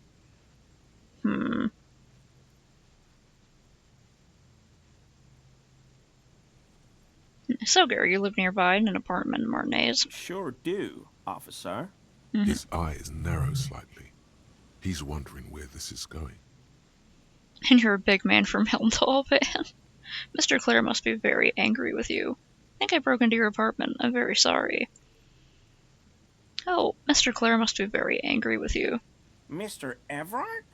The color drains from his face. Yes, he insisted that I open the door to your apartment. So you work for Everard Clare? He realizes what's going on. Officer, please tell him we're good. No, tell him I'll make it up to him. I don't even know what you did. What have I done? He'll send the muscle after me. The man looks around, whispering, and makes sure no one hears you talk. Really, I don't even know what it was about. I just opened the door. Yeah, I don't know what it was, but he doesn't like you. Try not to shit yourself, Gary. It's just an open door. Our discussion on this topic is over, Gary. I don't even know what it was about. Whatever it is, tell him I'm silent as the grave. The man thinks. I was probably talking too loud in the whirling the other night about some theories. Mm-hmm. I won't do it again. If He looks there's around nervously. anything I can do to assist you, or the Union, just ask, okay? I'll try to help if I can. This Can you give me the scared armor him you're definitely proper. wearing? He's positively melting from fear. Has to prop himself up with a lot of anger to keep it together. Mm-hmm. The weather vane has turned. The lieutenant marks with a smirk. He clearly liked his squirming. He may even have changed his mind about the whole door opening operation. It's much better now. You're a cryptozoologist too. No. I help Morell with research sometimes, and I've learned some things along the way. But I don't usually go in for picnics like this on my own. Please let me roll this one. That shirt Yes. looks very uncomfortable on him. Look at the buttons, barely keeping that thing together, as if something is ready to rip out from underneath. Darren's his massive musculature. This guy's a fucking beanpole. Something worn underneath it. Yes, like a piece of ceramic armor, for example. One that makes a clicking sound when the plates meet each other, resembling pearls or marbles, stolen from the corpse in the yard near where he lives. Definitely. Oh. Little fluffy boyed beasts out in the night. I see a reconnaissance of high-quality combat gear. I knew you'd figure it out, officer. He sighs heavily. I'm sorry I didn't tell you at once.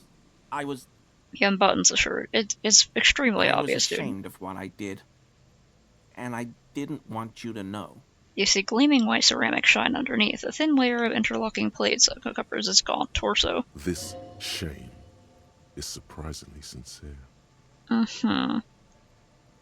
Well, he's probably the kind of person who...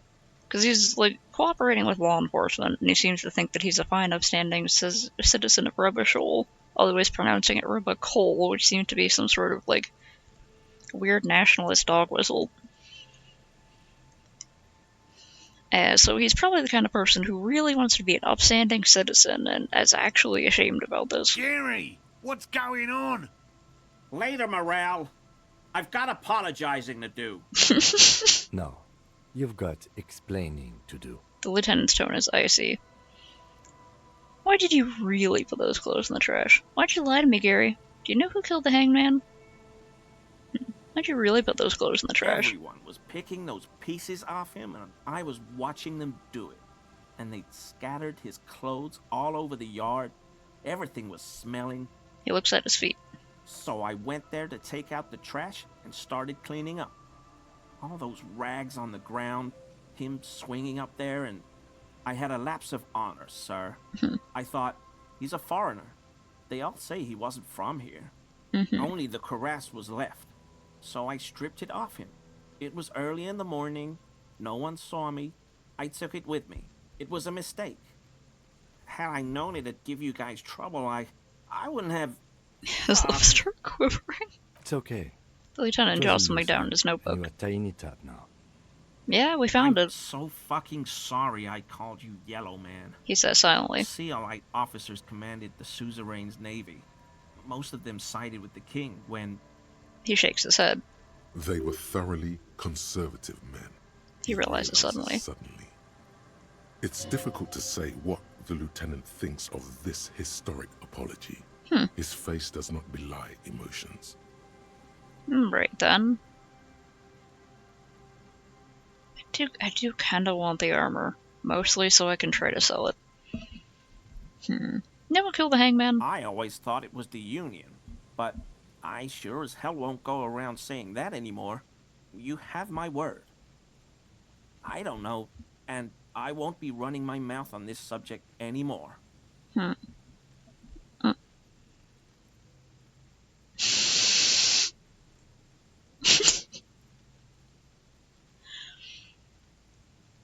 Cat shenanigans, indeed. I love it when, like, cats accidentally scare themselves, and if they scare another cat, it just, like, really, really adds to it.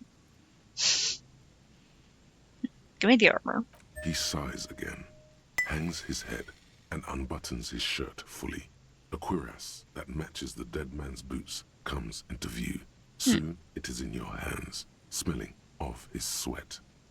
But so light to hold, like a bag of cotton. We done here, Gary? Yes, absolutely. I will never do anything like this again. I won't mess with Mr. Clare either. You have my word. He looks around, relieved of some bird in his mouth still quivering. I'm gonna confront him about Kim. I'm sorry for what I said. He replies and falls silent. Short means sincere in these things. Thanks for your cooperation.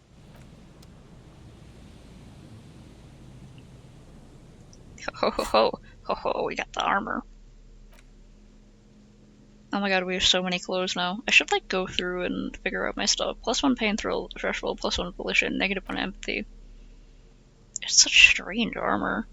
This vitreous enamel cuirass fits snugly and redistributes kinetic energy across its countless white plates. Amazingly, it fits under your coat, and also makes pretty porcelain sounds when shaken. Try that out later.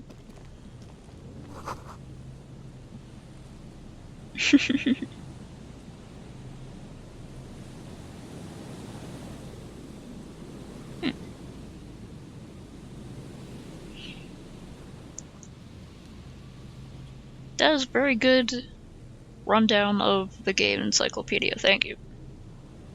You can take bribes? I can't remember if I've gotten a bribe yet, but I kind of want someone to try to bribe me.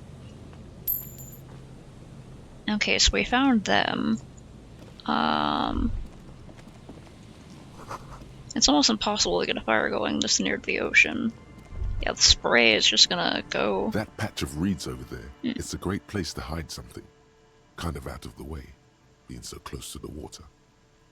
What is this about? Nothing. Just a hunch. The hunch passes, leaving you there, by the old boy bobbing in the water. Time to go. The buoy bobs in the water. The number on it says 11.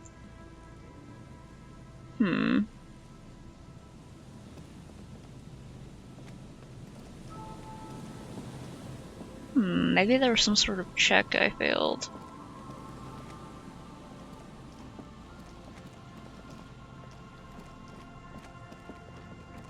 Okay, so I have to, I have to go retrieve the filament from the ice cream machine that was frozen. I was in the harbor today. What is this? Shed? Magnesium. Oversized superstar sunglasses. Oh my god, fuck yeah. -1 visual calculus. I like having visual calculus. Do I have another hat I could put on? I do like having good perception. Mega Beano's prescription lenses. I think Binoclard means like nerd in this, so maybe that's what that means.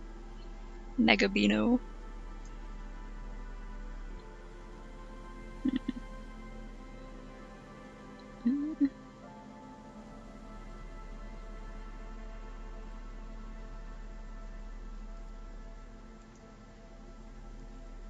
Close that for now.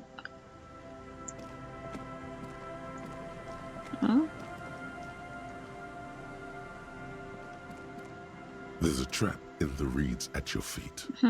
Looks like the same one you saw Morel set before. Same mesh, same wiring. Look around. Behind you, the ruins of a residential building rise over the reeds, shielding them from the wind. The reeds rustle confidently. Reach for the trap. Locusts are crawling around in the trap, confused but uneaten. You see no carnivorous reed phasmid gorging on them. Big surprise. Anyway, 1 down, 3 to go. The lieutenant grins mercilessly. Alright, we had to go, is it to the northeast and then there's one by the thing? Okay. Yeah, this is really cool. I like this game. It has a bunch of my favorite things, which are exploration, weird dialogue, and, like, a really interesting thought-out sort of, like, alternate universe. It's really cool stuff.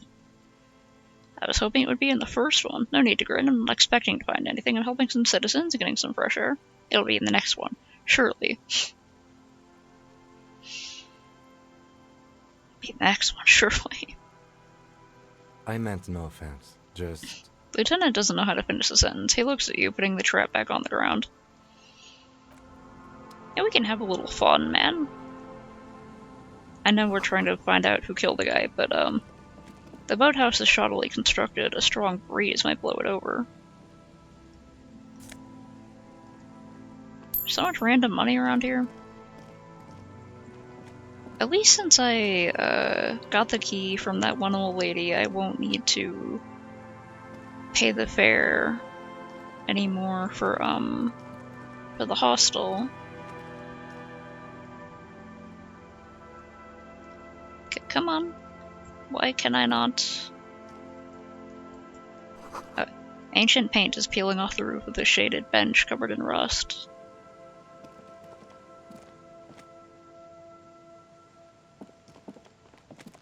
A scattering of bullet holes is spread across the cracked wall, reaching from one corner to the other.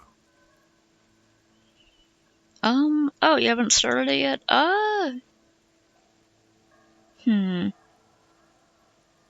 One of the tips that someone else told me that actually ended up helping a lot was, when you're able to get into Kim Kitsuragi's car, he has, like, a motor carriage.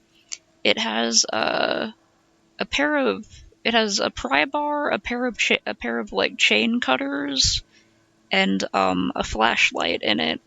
If you just take all of those at once, they'll be really helpful to you. Also, you can have different stats in this game for very specific different things, and you find a bunch of different items of clothing and items that you can hold along the way that change your stats. So, you know, you can look through them, and you can increase them along the way with experience and leveling up, or you could also increase your stats by just wearing different items of clothing. So it's kind of like figuring out what you want to increase, whether you want to increase it for a specific situation, or whether you want to increase it permanently for future situations. Mostly just kind of have fun and, you know, do things at whatever pace you want to. Mostly I'm just figuring this out as I'm playing it, but yeah, the most helpful thing, I guess, was, taking those items out of the car so you can use them more easily. Something's definitely gone down here. Why this many bullet holes? A row of ghostly shades stand facing the wall. There are many of them. Ah, A dozen firing at squad, least. huh? Their heads lowered and eyes blindfolded. It's quiet. No sound. No movement. Continue. 10 meters away, other shades are lined up in an orderly manner. Automatic rifles primed. A gust of wind blows by. The coats of the firing squad flap slowly in the breeze. A single person stands on the side. The sun blazes high up in the sky, baking the planks, the sand, your skin. The order was carried out in the afternoon. A long time has passed since the moment of this fusillading. Rain and brine have since washed all the blood away. Not a trace remains. What is this? The abundance of bullet holes leads to two options. Either an inordinate amount of executions were performed here, or they did not use a conscience round, where only one soldier has the loaded rifle. Looks like this was a mass execution with everyone fully armed. Look at the people against the wall.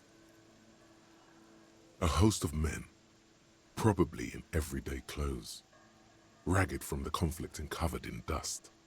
They were not seated, a common practice for executions in some nations, as demonstrated by the height level of the bullet holes.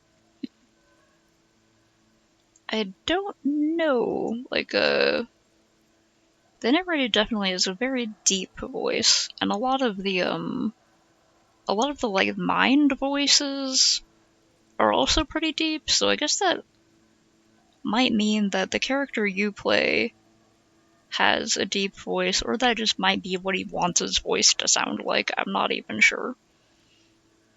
I think you can turn the narration off if you don't want the narration, you just want to like read through things, but everything has a different voice.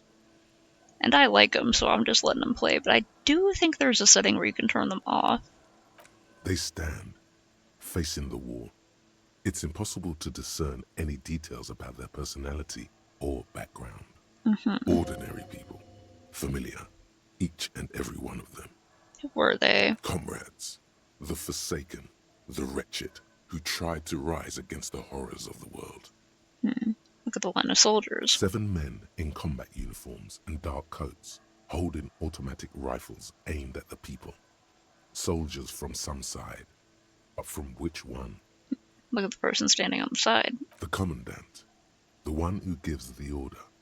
Machine gun fire crackling through the air. The lights of the muzzle flashes dancing on his face. Kim, who was in this execution? I don't know. I don't know who died here, lined up beside that horrible wall. It could have been any of the parties involved in the revolution. At first, the lieutenant doesn't say a word, he just stares at the wall. Perhaps the ones executed here were the loyalist conservatives, killed by the communists at the start of the Civil War. Or it could have been the communists, put to death during the last stretch of the conflict by the coalition forces. Remember what Trent Heidelstein said about Feld? Oh yeah, what if it was the Feld personnel when their assets were being seized by the revolutionaries? Another likely scenario. Lieutenant nods. Or maybe... You mentioned coalition forces. Could it have been them against the wall? Yeah. It's very unlikely the coalition forces were the ones who died here. They were always the last ones against the wall.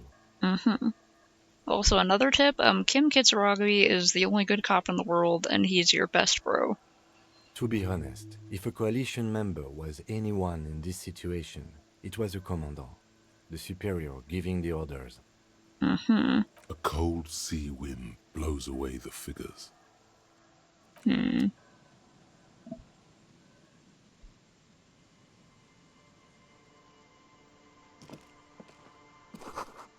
sign says, today, interdite. I don't know French. An old ticket taker booth, no longer in operation. People paid money to park here? No one would pay now. Yeah, it's pretty messed up. What's in here?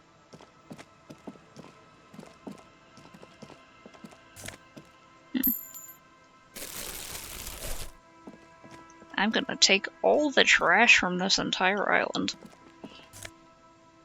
Oh my god, so much garbage. Wonderful. You can find a bag and pick up trash to get money. There's like a little place where you can sell it into like a recycling thing. The door is not only barred shut, it's inaccessible.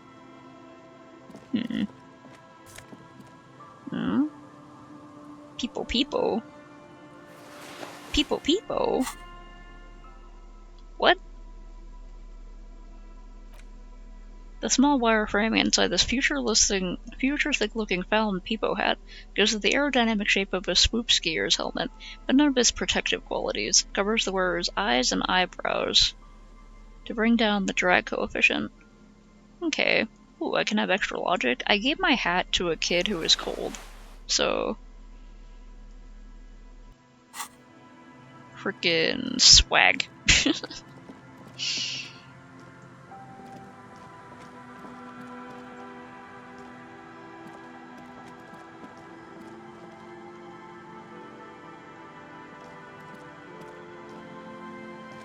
I get down from over here? I'm glad I found this hat. Do like to keep logic high when I can.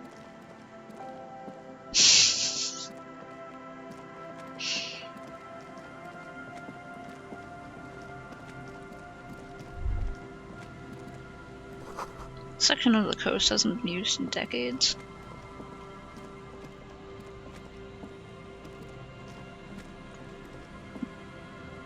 Oh, another useful thing, you can toggle run on and off. Like, you can just sort of walk around. And you can also toggle run. You can also, you don't have to toggle it necessarily. You can, hold down a button. I don't know if you're using controller or keyboard, but on keyboard you can hold down shift, or you can, like, double click with the mouse if you're using the mouse to move around.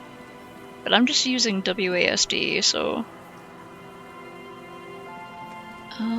is that under a pile of sand to the northeast?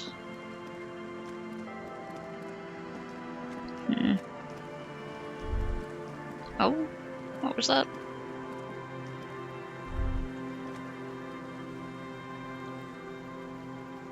Wait. Take a longer look at yourself and how you're reflected in that slick chemical rainbow. What do you see? Some nasty water? The blood of industry, the runoff from Coal City, further down the coast. That can't be healthy. The engines of fortune once roared here.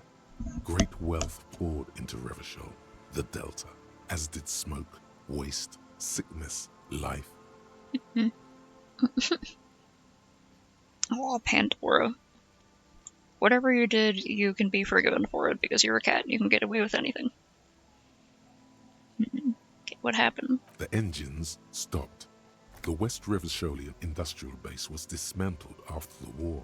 Hydration check. Extinguished coke furnaces dot the landscape. A landscape despoiled by industry.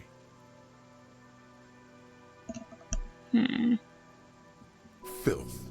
This needs environmental action now.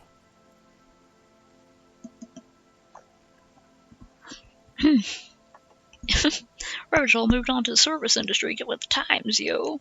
West Revacholian industrial base. That's so me. There was a serious dereliction of duty in this cleanup. Like, Perhaps seriously, you could though. dedicate your life to cleaning it up. But you're a cop. You must concern yourself with different messes. Even so, it's pretty different. I let my tea steep too long. Oof. Okay. Me take the tea ball out of there. Okay.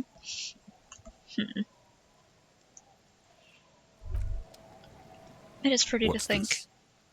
We're getting reports of normal, reasonable, temperate, political opinions somewhere in Martinez. You must be mistaken. I'm a real radical. As me, Mr. Reasonable, someone's got to keep it sane around here. It's because I keep saying none of the above to political stuff, isn't it?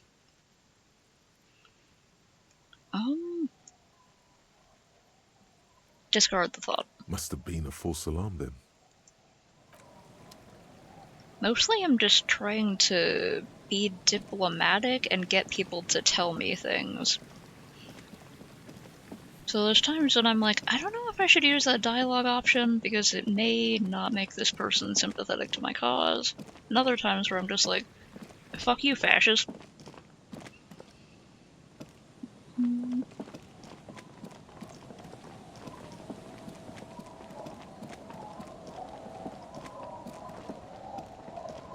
Yeah, it's these two. I'm gonna ask... Maybe I could, like, go say thanks to that kid. Be like, I found the gloves, thank you. Hello, mister. Okay, so there's no quick thank you option. Alright. Okay, I've got to, I need to check my thing.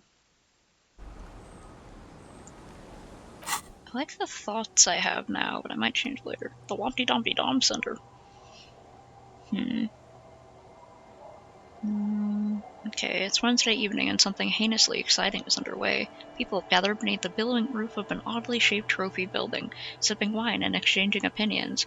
29-year-old Wonder Twins Guy and Keith Juiced are the stars of the show, with their bomber jackets and white sneakers. Head curators of this art exhibition is the Wompty Dumpty Dee Domniest event of the year, and all the cool kids have RSVP'd. Where are you, if you're not there? Okay, I want to keep this one because it gives me an experience for every orb I collect, and I am determined to click on every orb in this entire game. I do like how these allow me to, like, if I fail certain checks, I can gain morale or health. Don't want to lose speed. Bonuses are reception raised.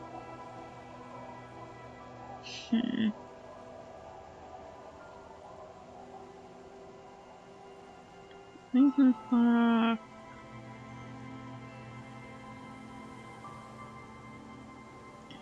don't know what most of these give me afterward. The Jam Rock Shop containers, I do. Does this give me... I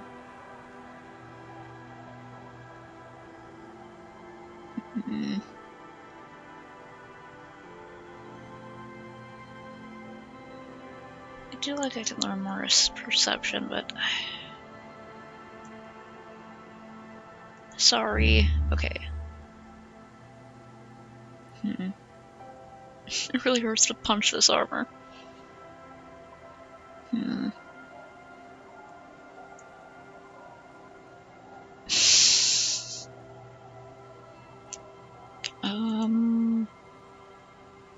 I want to use this one. The research time has to pass in the game, and then it should give me some sort of other effect, but while the research is happening, I have -1 Esper Decor. Okay. Okay, I have to find the traps. Land's End, far northeast of the Feld building. Okay. Check the one he just set up. Check the one near the canal. Okay. I know where that is. I'm working on this. I have to go get the filament.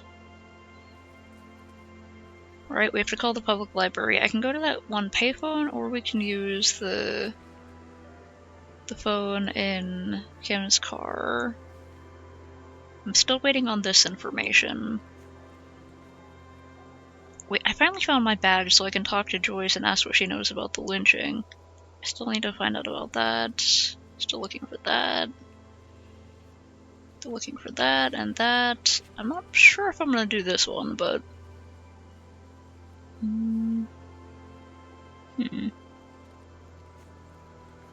Okay. I have to get the bird to him. Alright. I should talk to those two ladies again and see what they actually think about the paper. Working on that. I'm still looking for the lady driver. Okay.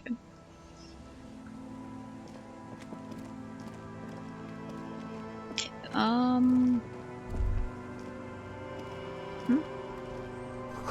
Inside you hear the cozy sound of some kind of heater sputtering.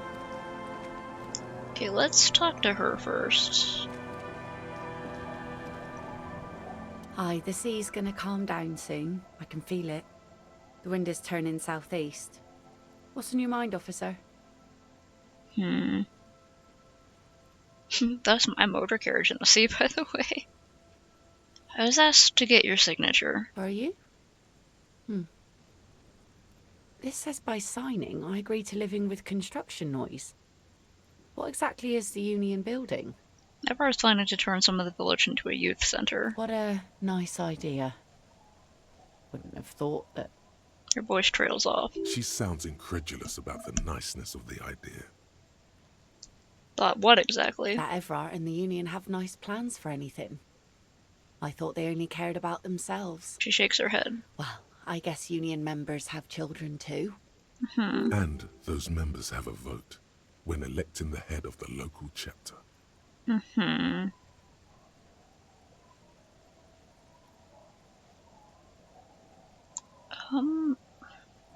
was asked to ask her to sign it if she wants to sign it.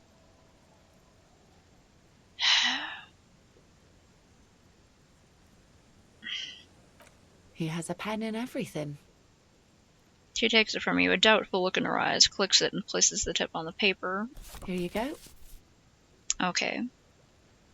Why did you sign it? I shouldn't have. Oh. Wait, what? I thought I looked at the documents. It's a youth center, why shouldn't you? That's what I asked you. She tilts her head. It's a youth centre, and I have children. Got to give them something else to do. They're cute and small now, but they're growing up fast. I had my first drink when I was 11 because I was so bored. Anyhow, you also need Isabel's signature. If it's a bad idea, she won't sign. You'll find she's a tougher nut to crack than me. Alright. Sound logic. Division of labor. She leaves the skepticism to the skeptic. Cool. Let me make sure about that. Did I have it to interact with? Because I thought I... You take the legal documents out of the envelope. A 12 to 40 month construction. Because, yeah, I opened the it up youth and looked at the centre zoning cuts plan. into the ocean like the bow of some great modern ship. Apparently, it's going to cover most, if not all, of the street and the square between the existing houses. It's 3 stories tall. Yeah, like, it's huge. But... I'm like, would some development in this area be good for them? Like, would it help everyone? And he says it's a youth center. I can't help but think there's something else going on there, but... Our tenant, the policeman. I hope the waves don't keep you up at night. What can I help you with? I was asked to get your signature. I'll see what she says about it. What's this about?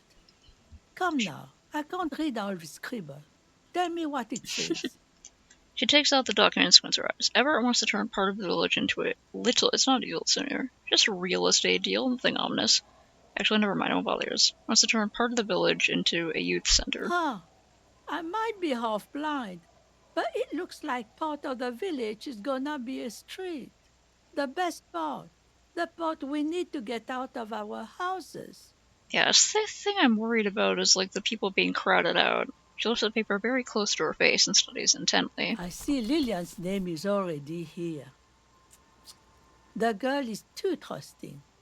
Either way, I won't sign union papers. She hands the envelope back to you. What do you have against the union? I've seen it all before. You think they've got our interests at heart? Rich men are always selling poor men promises we never planned to keep. I mean, you're right there. She pulls a dark red rag out of the bucket and pulls it back. Then the poor get pushed out of their homes and the rich get a little richer. That's the way it goes. So, no, I don't trust the fat man, and neither should you. I mean, I don't. In her mind, the Union is right-wing because Everard is fat. It's that simple, and there's no changing it.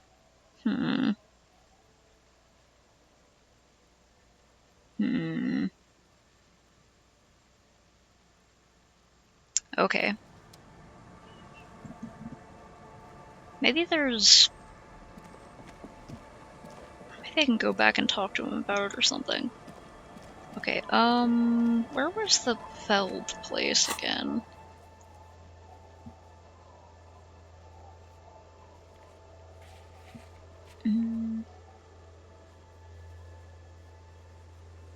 Right, the checks.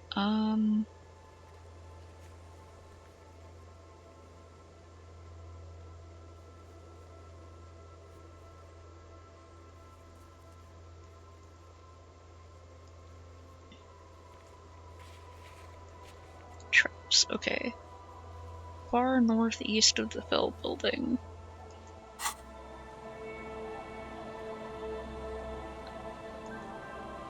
By the ways... Okay, so the Fell building. A drop in temperature, an easy flow of air, an empty street. Before you, a thoroughfare unjammed with lorries. No more drivers smoking on hitch steps. Just silence. What did the smoke smell like? Chemically sweetened. Across the road, a forgotten bus stop. Corrosion has opened a hole in its roof. An elm tree watches over the building. Its branches are dripping with rain and snow. The road is smooth and motley. Craters filled with a black asphalt. The asphalt, first laid, is grey already. A row of tenements are under construction in the distance. Who are the people who live across the road? A tub warm with water, white with soap. A man bathes while radio waves transmit the lottery numbers. 4, 18, 21, 4, 1. A modern washing machine rattles a drawer full of silverware. What about the bus stop? Number 312D. Young girls used to come here, huddled up, hoping for more warmth than their thin coats give them. The bus took them to school. It has not run for 8 years. There were not enough girls to sustain its cost. About the road. Craters pocked the surface. Children played in them until heavy trucks full of black pitch rolled in. The landowners have filled the craters with money. It is a vital artery of the flow of trade. There's one bump on the road. A dead dog lies flat about 200 paces away, right at the turn. Dead dog. Tragedy comes from the wheels of a fast RCM vehicle hurrying to work. The cold washes over you. The sound of the sea has grown distant. The wind moves the aerosol. A detective stands behind the boom barrier. A breeze moves a curl of his hair.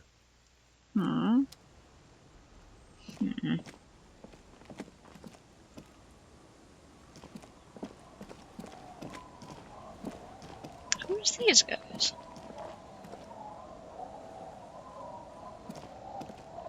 Good to see you, friend. Do I have deals set up for you, buddy boy? He spreads his arms as if wanting to embrace you. Does he actually know you? Or is he just shopkeep friendly? What are you talking about? So what do you want? I got smokes. They're cheap. Very cheap. I got Pilsner. Great deal. You won't get a better deal on that piss. Spirits I can let go for 300 real. I also have speed. And by speed, I mean amphetamine. But the business venture you set up here, why does a bottle of spirits cost 300 real? I am not going to buy drugs or alcohol. I'm doing a trying to get sober run. Quite the business venture you set up here. Oh. The system's been good to old Rosemary here, and I'm milking her like a bitch goat in the backyard. He gets a proud gleam in his eyes. What do you mean? You see, friend, man makes his own luck. And I made mine real good. Got my hands on 3 bottles of liquor exquise. Sold 2 to the fellows around here, and immediately invested the profit. He raises his index finger. Bought cigarettes, bought beer, even bought a bit of speed. And look at me now. I got everyone on my hook. He spreads his arms and smiles a crooked, toothless smile. The hook. Where is it? I can't see it. Visual calculus, you dweeb. Looks like you're on your own hook, too. Impressive entrepreneurship. Point to his vice stand. I approve. Got a permit for this little shit show? Looks like you're on your own hook, too. Of course, of course, of course. It is what it is, you know. What it's always been. People, buddy boy. It's the people. Sure. The drunk raises his pilsner and nods. I'm off. In the civilized world, it's a custom to tip the shopkeep, friend. But come back anyway. What about you, man? You okay? Hey, tequila! A 30-something man clad in a 2-piece lycra tracksuit. I guess not lycra, but lycra tracksuit puts down his pilsner and extends his hand in greeting. Good to see you. Idiot tomb How's spiral. business? How's the whole reality situation treating you? You know what? Fuck it. Shake his hand. So what's happening? Wait, tequila? Yeah, Tequila Sunset.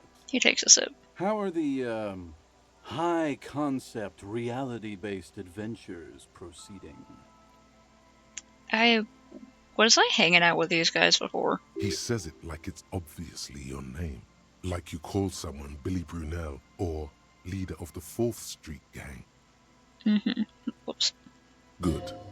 These people know your true name. Looks like it has preceded you, Mr. Sunset. More on that later. Shut up, Inland. Not too hot. I'm on a 50-year losing streak. Reality makes me aggressively sad.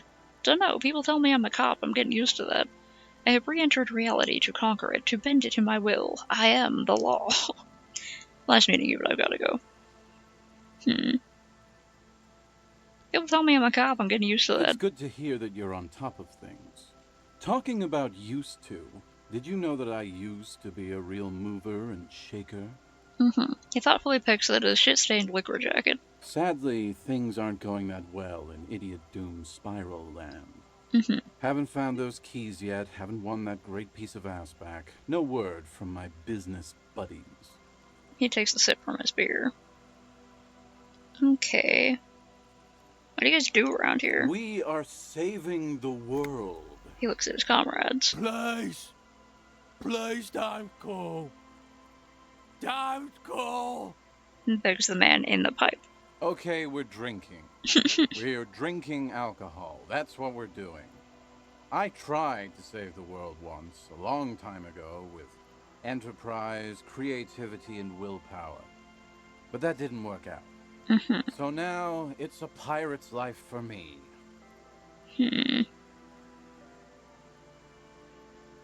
What is a tequila sunset? You keep saying It's it. you. You're Tequila Sunset. How do you know this? We've met before. Don't you remember? No. Aha. Do you want to know how Tequila Sunset came to be? He takes a sip from his beer. Tequila. Tequila Sunset. Something ominous there.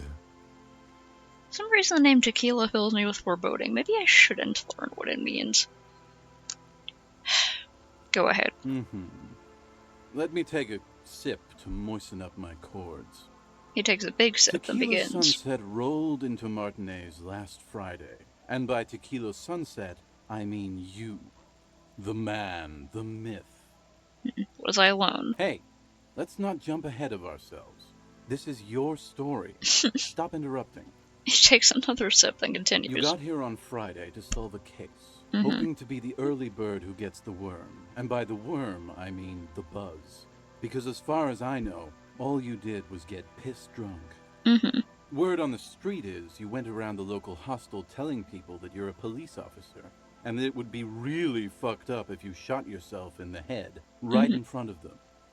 That's pretty high concept, if you ask me. Yeah, I heard a little bit of that. The lieutenant's brow is furrowed. He's listening as casually as he can. What happened then? It was a late Saturday night when we, the Union of Moribund Alcoholics, were getting our drink on. Nothing remarkable about this. We get our drink on 24/7. Makes everything warm and glowy. I trust you know the feeling.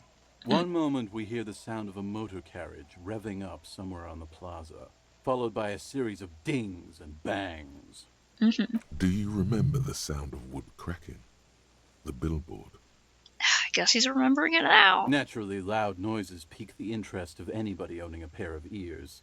That's just the reality we're in. Naturally. Anyway, there was a brief silence. A gasp of silence, if you will. Followed by a real commotion.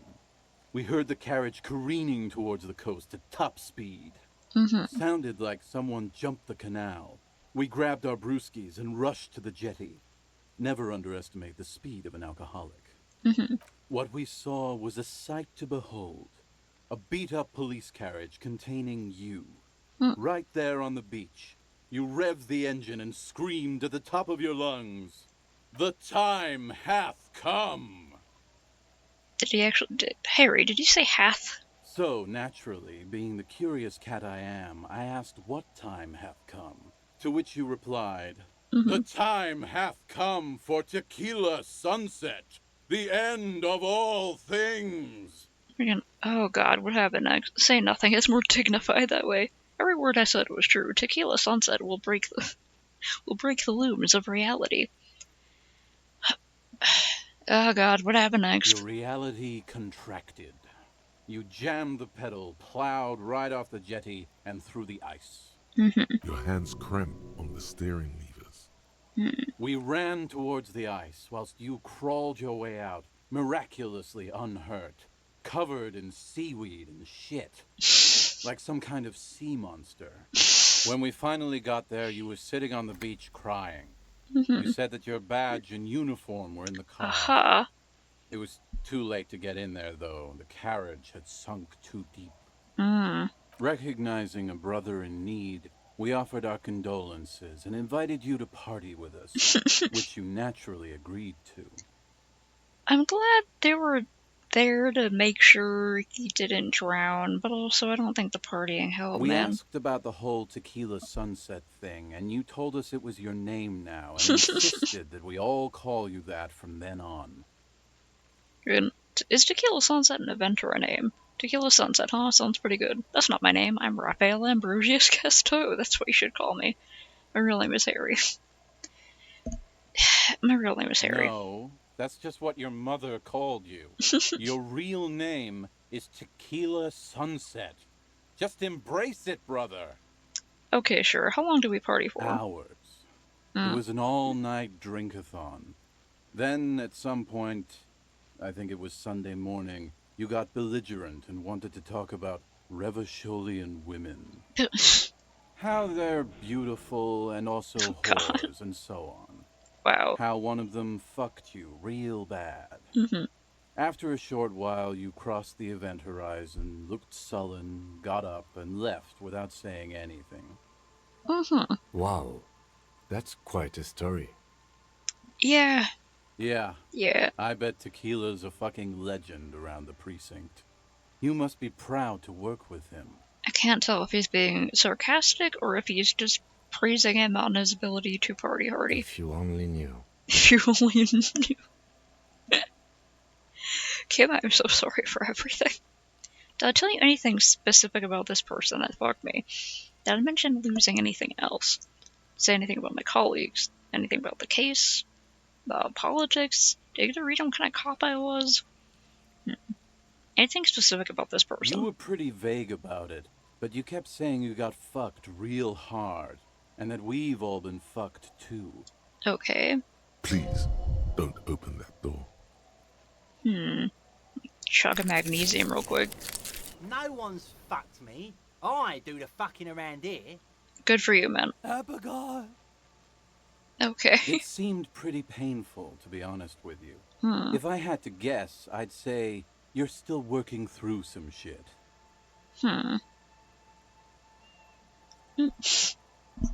Pandora, what crimes did you commit? Did I mention losing anything else? A gun, perhaps? Beside your gun and your badge? You said something about your hope or heart or something. To be honest, the details are a little hazy. In retrospect, I guess you lost your motor carriage too? That's a big one. Yeah. Anything about my colleagues? You told us that they were a bunch of fucking losers whose main interest was cramping your style. It's more like you were cramping theirs. No specifics, though. It was more about you that night. You were the star of the show. Say anything about the case? Yeah, you said it was no biggie and that you'd solve it in no time. And that you didn't need anyone to do it. You're doing it solo now. He takes a strong quaff of his beer.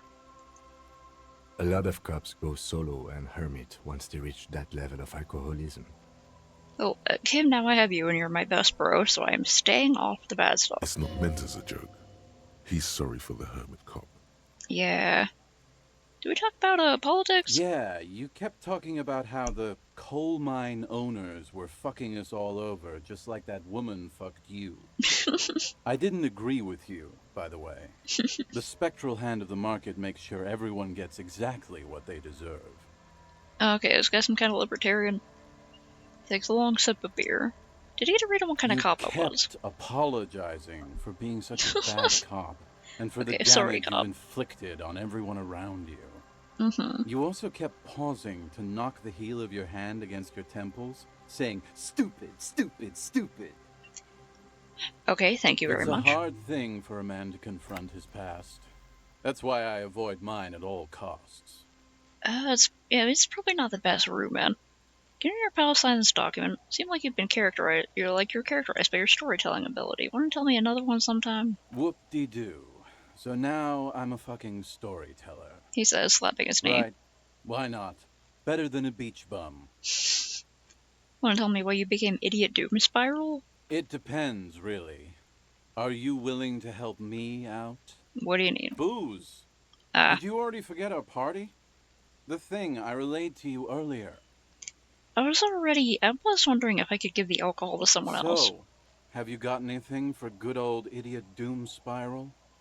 A bottle for a story. Seems fair to me.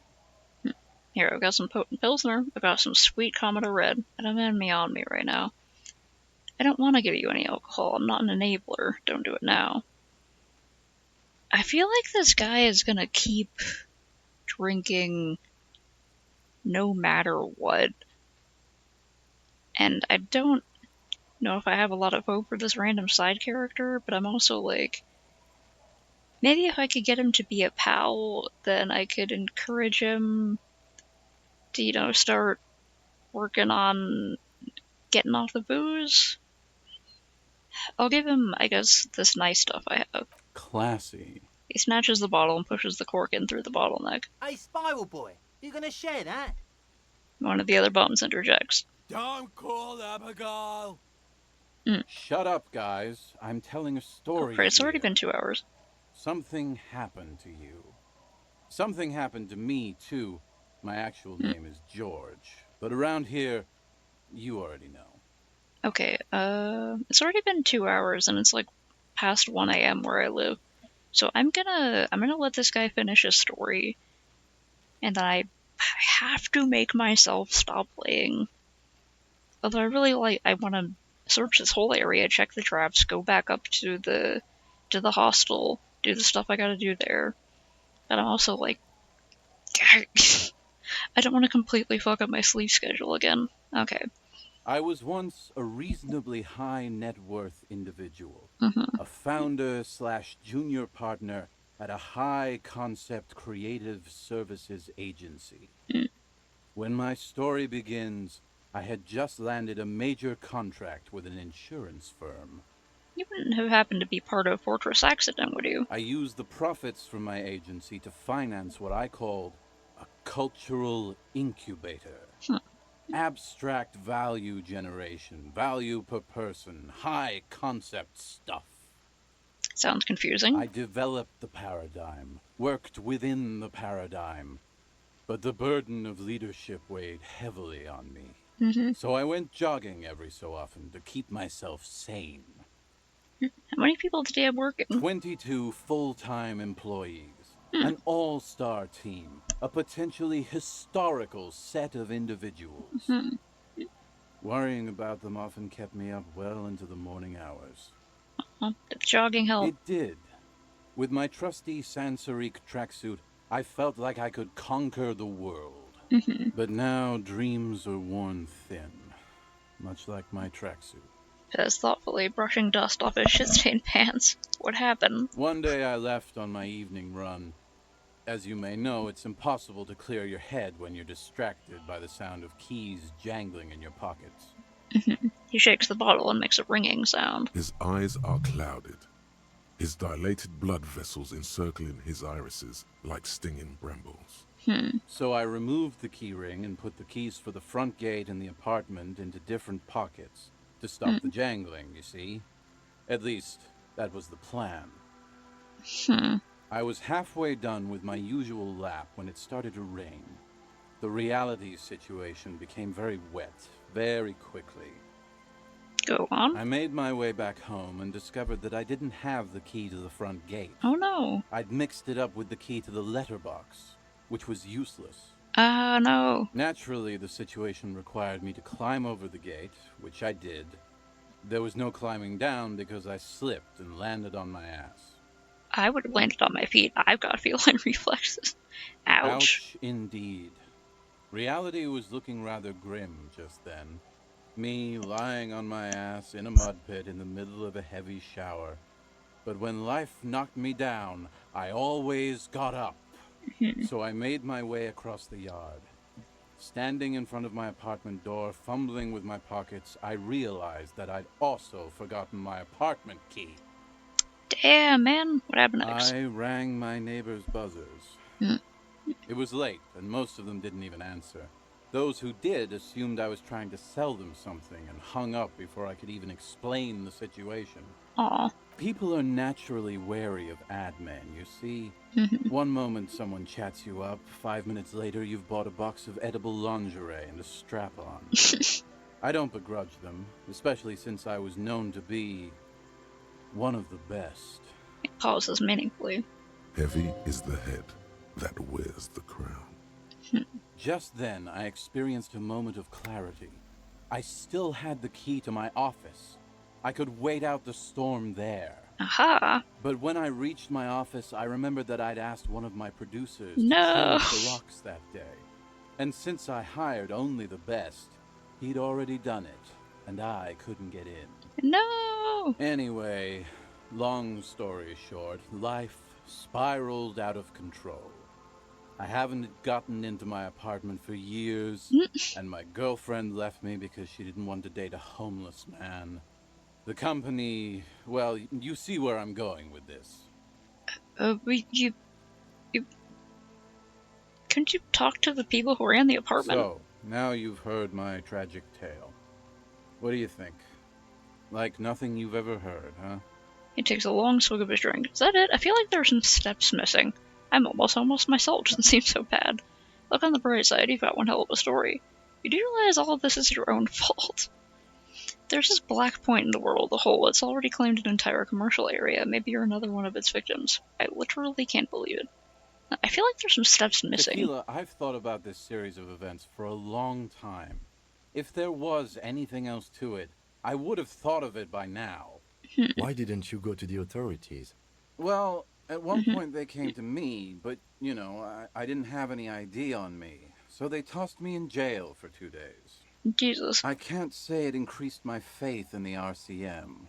No offense, gentlemen. Maybe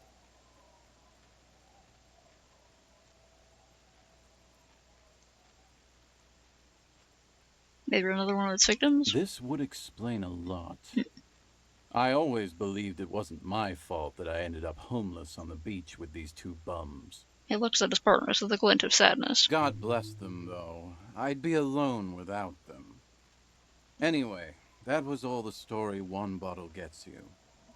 Almost empty, this one. He turns his eyes to the bottle. Why do you keep losing all your Good stuff? fucking question, Tequila. If I knew the answer, you think I'd be hanging out on a beach in this formerly premium but now extremely dirty two-piece Lycra tracksuit? I used to own my reality situation. My business buddies and I had our own creative services agency. I had a nice apartment, an even nicer piece of ass. But somehow it all got away from me. Is your apartment that one that's locked over there? Now I can't hang on to anything. Just last week I stole this nice new jacket, but then I lost it too. The only things I haven't lost are these two drunks. Can I give him some of my extra clothes You or of something? all people should empathize with this. Perhaps this lost jacket is something you could help with? What's the name of your agency? My agency. I wonder if it's that jacket that's on the fence. Boom Boom Room. Our concept was combining high art with the lowest forms of marketing. The color red, breasts, and oil painting. Oil painting? I too have sometimes drawn things and then had them jump scare me. I convinced my partners to reinvest some of our profits in an even more high-concept cultural incubator called Thin Air. The artists were happy, the clients were happy. I was financing a group of poets in East Revachol who were developing a new universal poetic language. But then it all went to shit. He looks toward the bay. If it sounds like it makes no sense, that's because it doesn't. It really doesn't. Mixing oil painting and breast to make ads isn't high art, it's just cynical wankery. Kinda is. That's so high concept, I have no idea what it means. Man, mixing high and low, commodifying culture, that's extremely my shit. Right, okay, never mind, I asked. Asking is how you get ahead. Dabs his head. What about the tracksuit? What? You've never seen 100% Lycra before? Go on, feel that primo material. The man extends his arm. I guess. Pretty nice, huh? This might be one of the last of its kind. Should probably be in a museum, honestly. He takes another sip. Good God. It's nearly impossible to describe how dirty this texture is. It's like rubbing 2 jellyfish skins together. You feel about 15% less human for having touched it. Let's just get that back up. Randomized trials have also found Lycra, TN, to be associated with a number of exotic, highly malignant cancers. So you also have that to look forward to. Ah, great. And then there's the smell. But you don't even want to think about that. Wow, you're lucky. He never lets me feel it. That's because your paws are fucking filthy, Rosie. We're right next to the bay. You could wash them anytime. What about these other My guys? fellow members of the Union of Moribund Alcoholics? They're exactly what they look like. Hey, tequila! You want to buy some speed? No. Shut the fuck up, Rosemary. He's a cop, remember? I thought he was a cool cop. Don't call Abigail. Thanks, don't call Abigail. And this is Abs. So yeah, that's basically us. We drink together. He points to the man in the pipe. What's this about a lost jacket? Tequila, it's a verifiable tragedy. It was practically brand new. Sure, it didn't really go with my Lycra threads, but it did itch a lot less. Say, you're a detective, right? Maybe you can help old Doom Spiral out. Solve the case of the missing jacket. What do you say, Tequila? If it's that one covered in bird shit over on the fence, I'm gonna feel so bad. You're asking a police officer to help find a jacket you stole and then lost. Fucking sure, man. Where'd you lose it? If I knew where I lost it, don't you think I'd have it?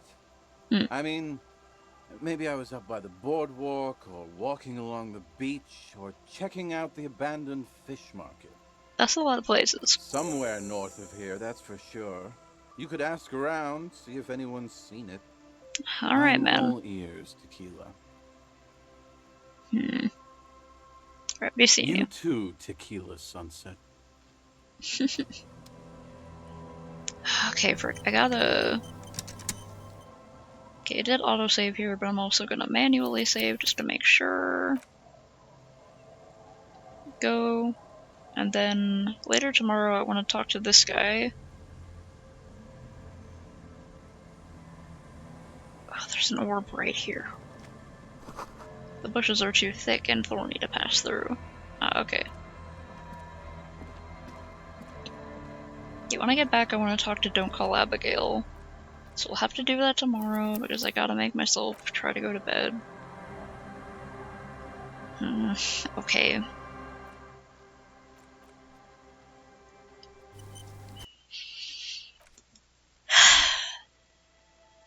Okay. I'm really enjoying slowly talking to literally everyone in this game and trying to find every orb and examine everything and find all of the trash. Ugh. I'll have to continue later.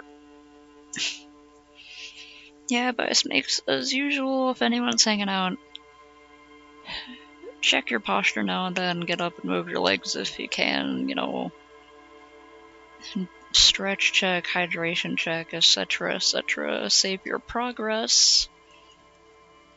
Don't forget to take your meds when you gotta. Alright. Good night for now, everyone. Good night.